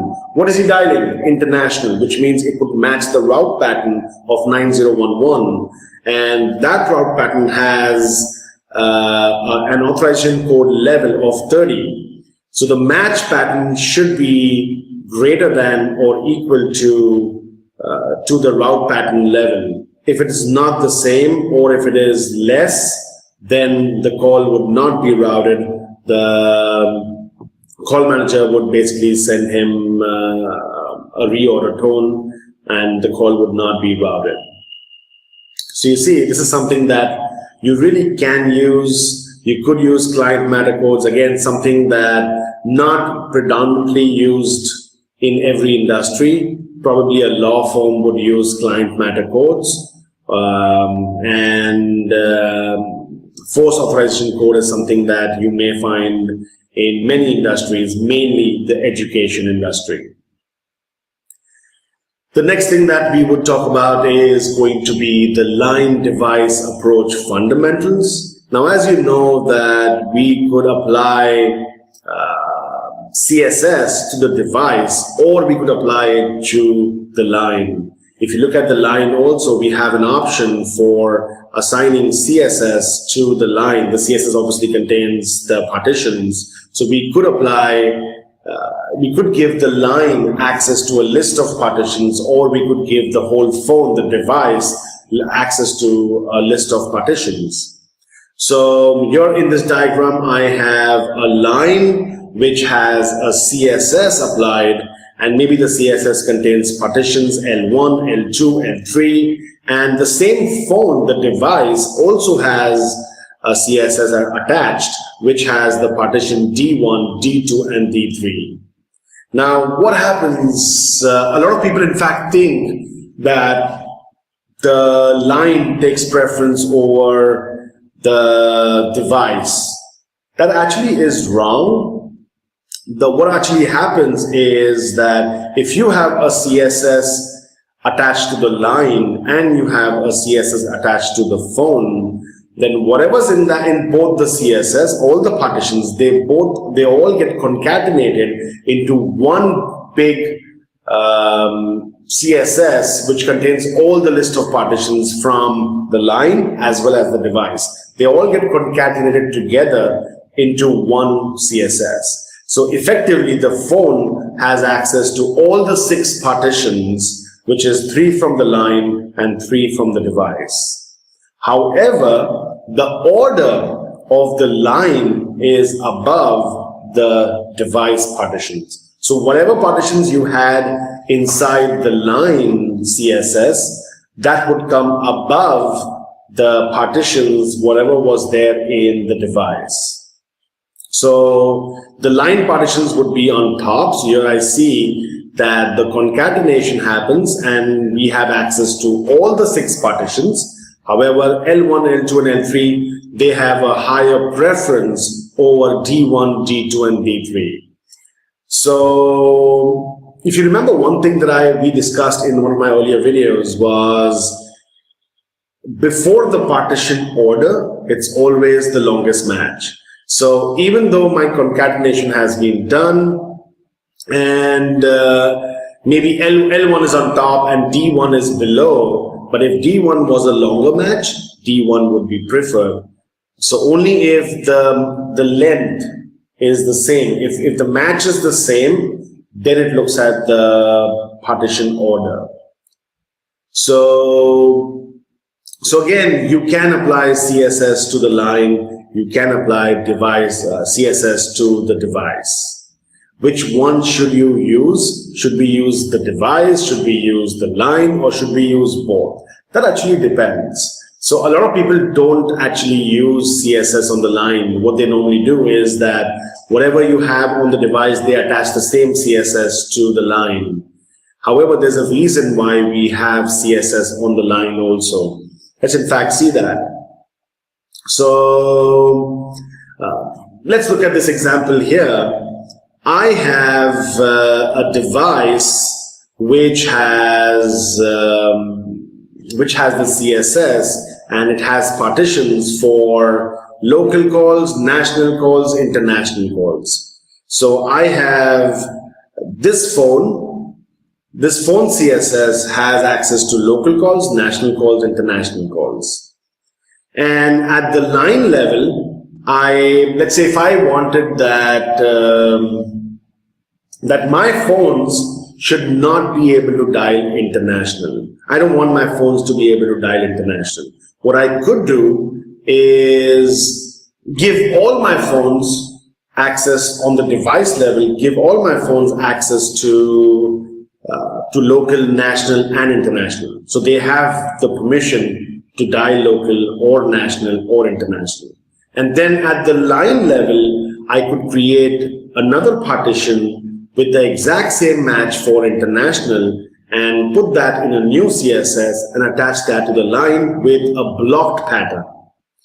So the whole idea, the resulting would be that the line partition, after it gets concatenated, the line partition would be on top, which basically says that effectively for the phone, he cannot dial 9011, but he can dial local calls or national calls. Again, you really have to be careful with this, because if you block a pattern on the line, and if the match is not the same, if your device partition match is longer, then he would get permission to make the international call. So you should always, if you're blocking something, always have a better match at the line, or at least the same exact match at the line level, so that the line would be preferred over the device level.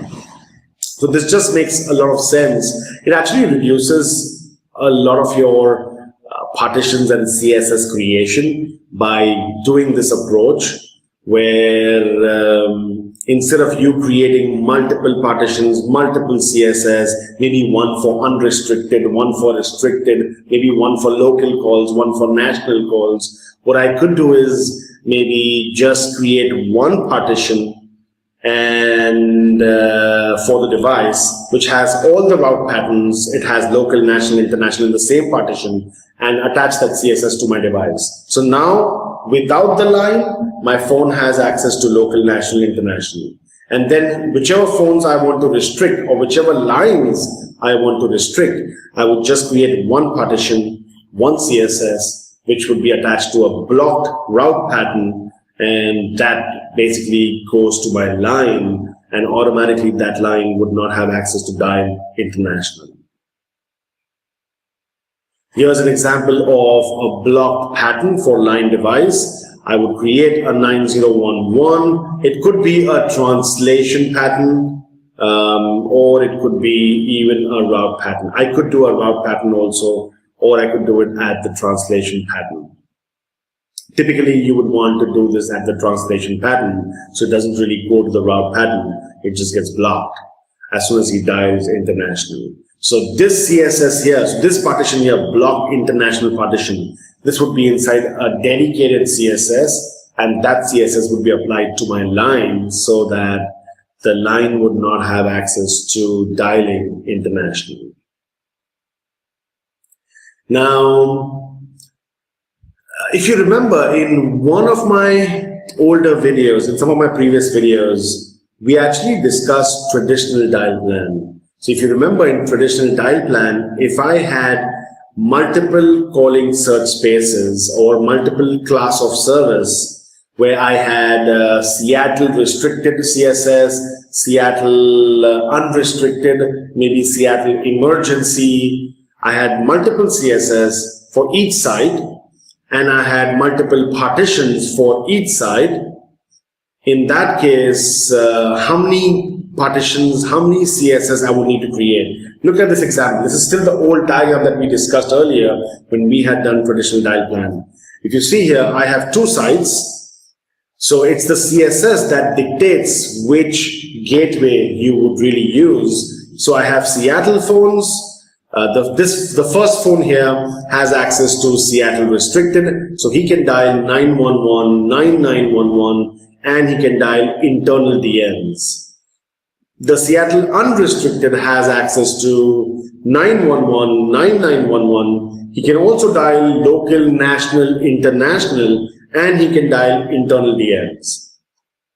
Now, based on my partitions, he would get access to a route pattern. Based on the route pattern, it hits a route list. Route list calls for a route group, and the traffic goes out through the Seattle PSTN for the Seattle phones.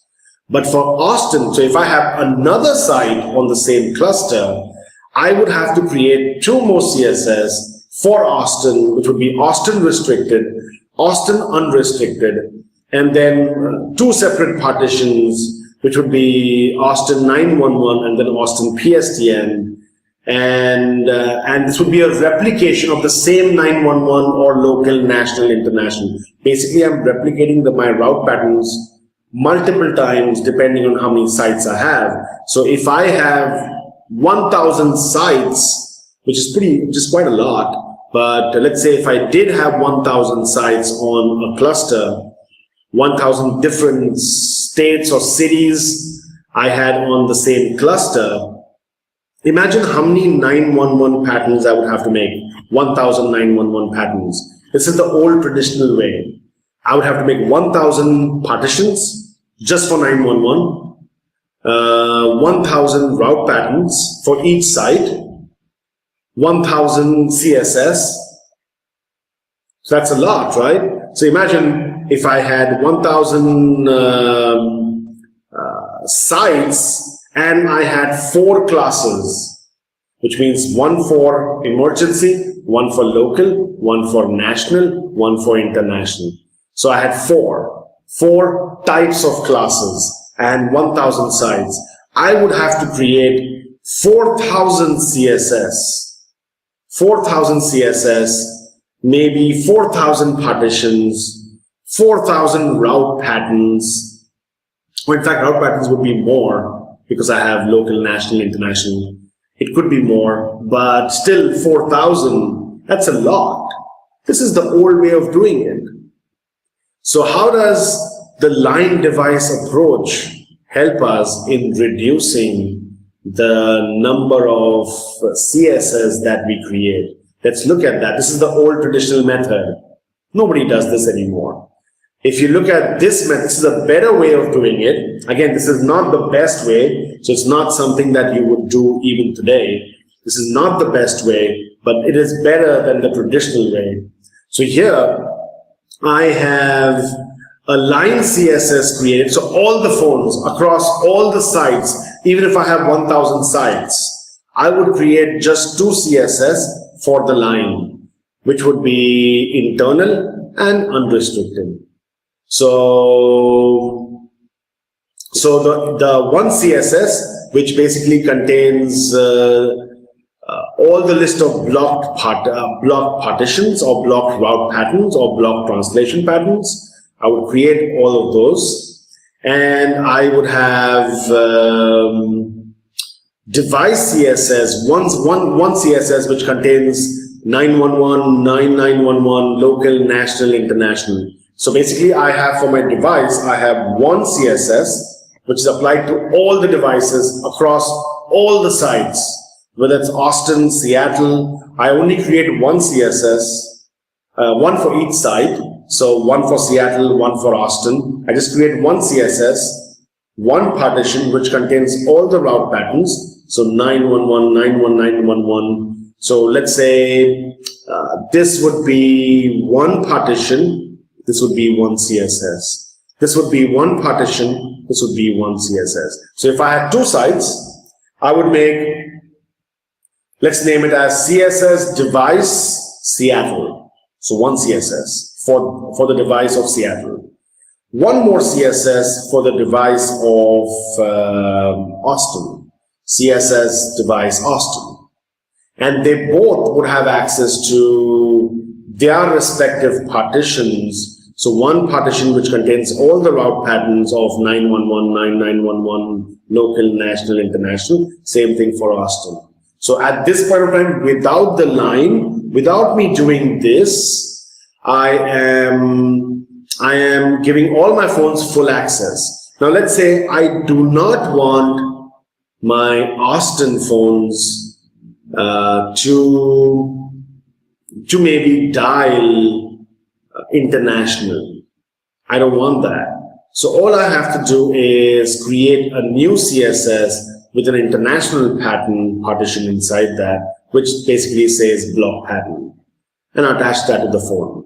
Effectively, what I'm doing, if I have 1,000 sites and 4 different classes, I am creating 1,004 CSS. Versus if you look at earlier, if I had 4 classes, 1, 2, 3, 4, I was creating 4,000 CSS, which now with me doing line-based approach, line and device combination, I am effectively reducing the amount of CSS that I'm actually creating.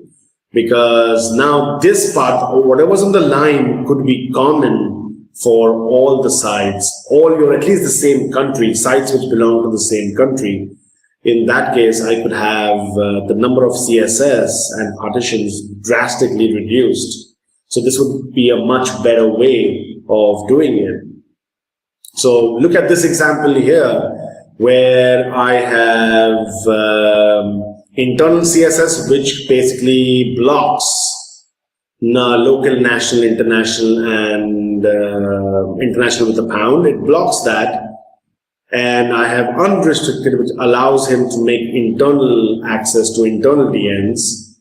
And then I have the Seattle, which gives him full access. So Seattle devices, all the devices would be able to make local, national, international calls, except for those devices, except for those lines which don't have access to a certain international or local call. So I could effectively reduce my amount of CSS by doing a line and device approach.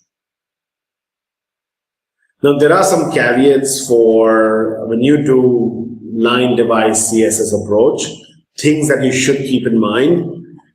The blocking translation patterns configured within the line CSS must be at least as specific as the route pattern configured within the device CSS. If you remember, I told you that the line DSS, the line CSS, whatever partition is inside that, and whatever translation pattern is being called for, that match must be at least equal to the match of the route pattern of the device.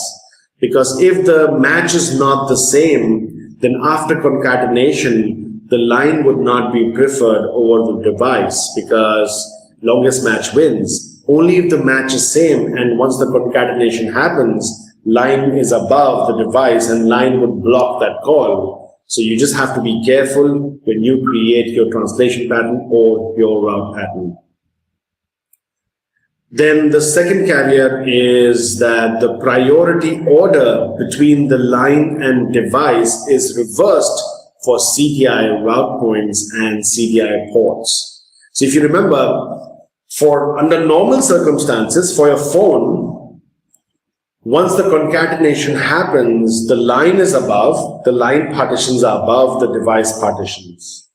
But for CDI ports and CDI route point, it's actually reversed, where the device partitions are above the line partitions. So if that's the case, you should reverse your approach when you configure it. So whatever you have, whatever CSS you have configured for the line, apply that to your device, and whatever you have configured for the device, apply that to your line. So you reverse your approach, because the call manager looks at it in a reverse way for CDI route points and CDI ports. The device partitions are up the order, and line partitions are down the order for CDI route points and CDI ports. That's why you should look at it in the reverse way also.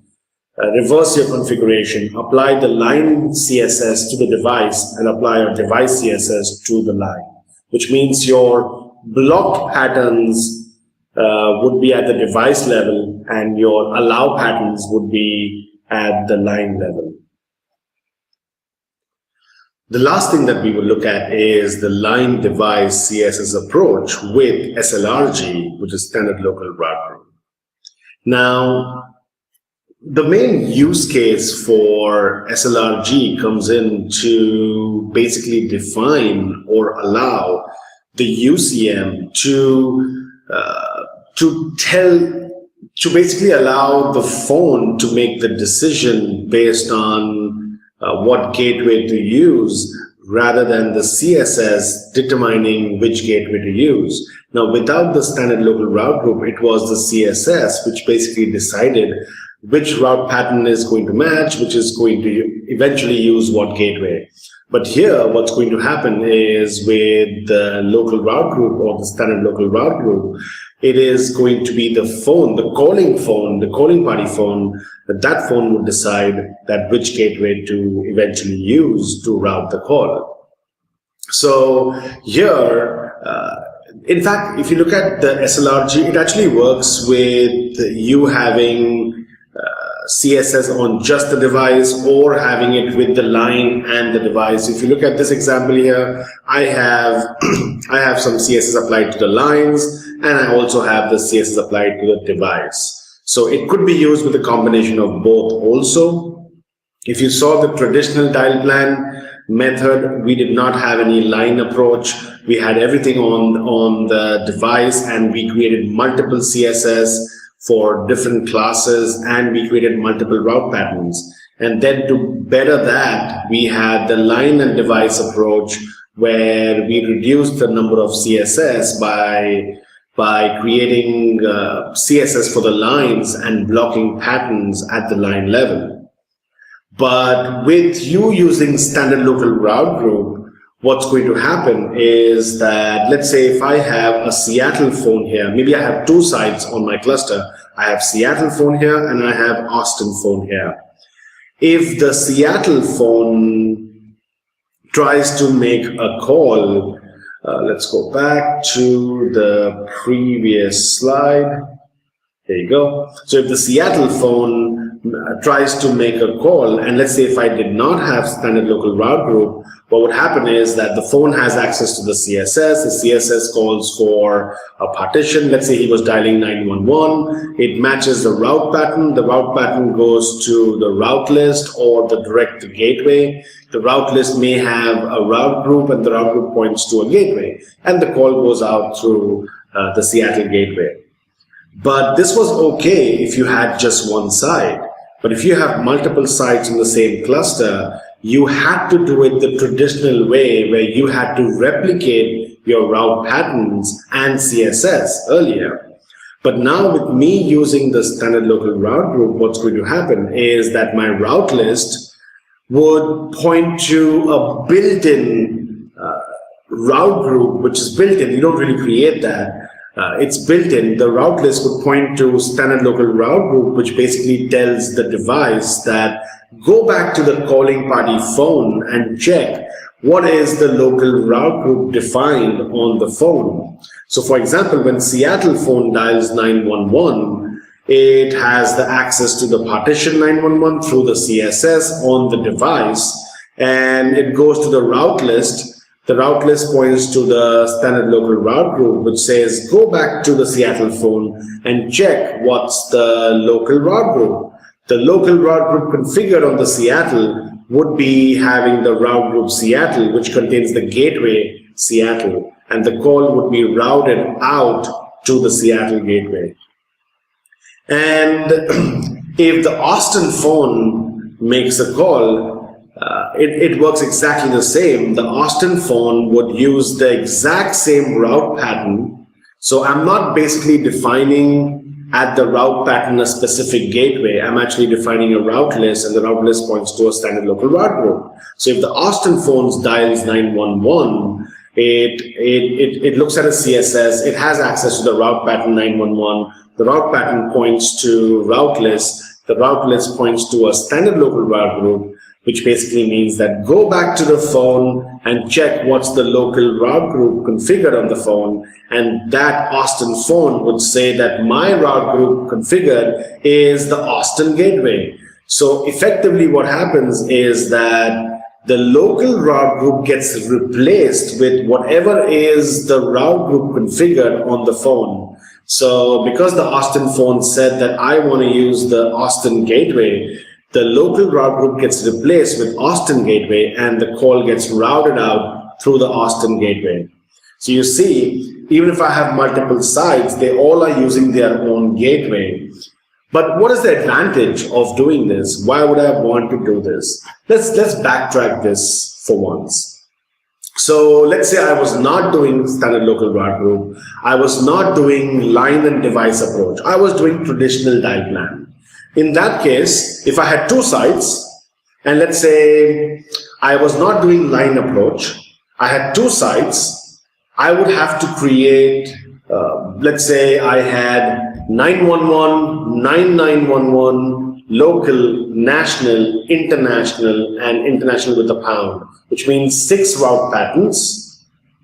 I would maybe have, even if I create one class, let's say if I create one class, assumingly I want to give all my phones of my site access to everything.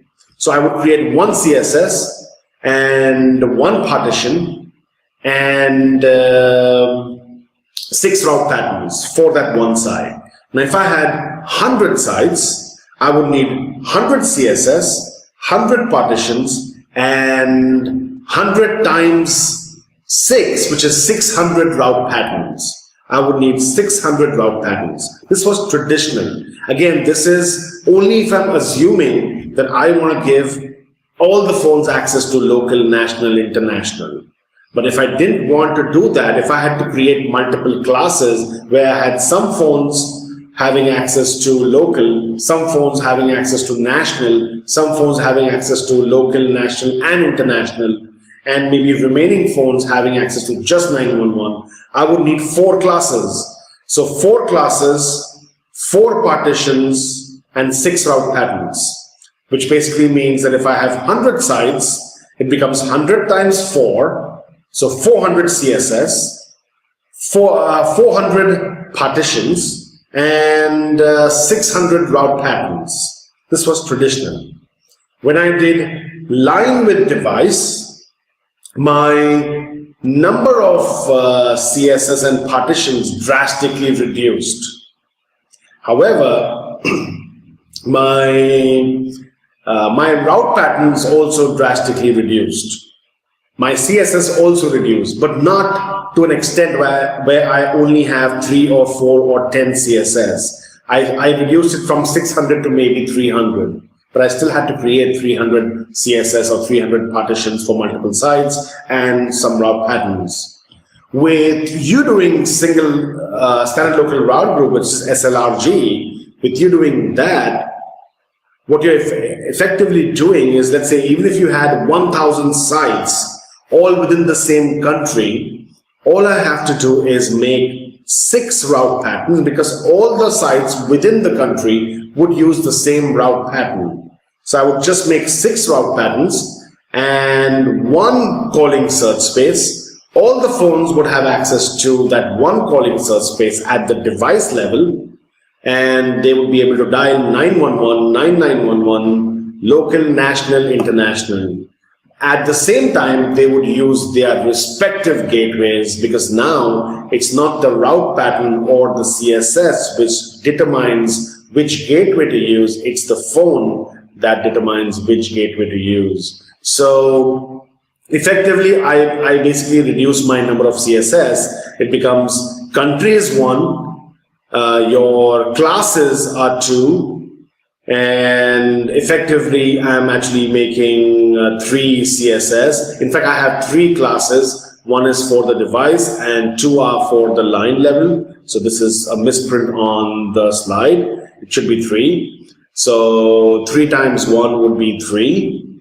And so CC equals country, classes equals should be 3. So effectively, I'm actually making just 3 calling search spaces, maybe 3 partitions, and 1,000 sites are using the same partitions, same route patterns, and they're going out through their respective gateways. So standard local route group really makes sense when you have multiple sites. However, there's still a better way of doing it. We still haven't done globalization and globalization with E164 dialing. So that's something which is 90% of the times you would see that kind of implementation everywhere.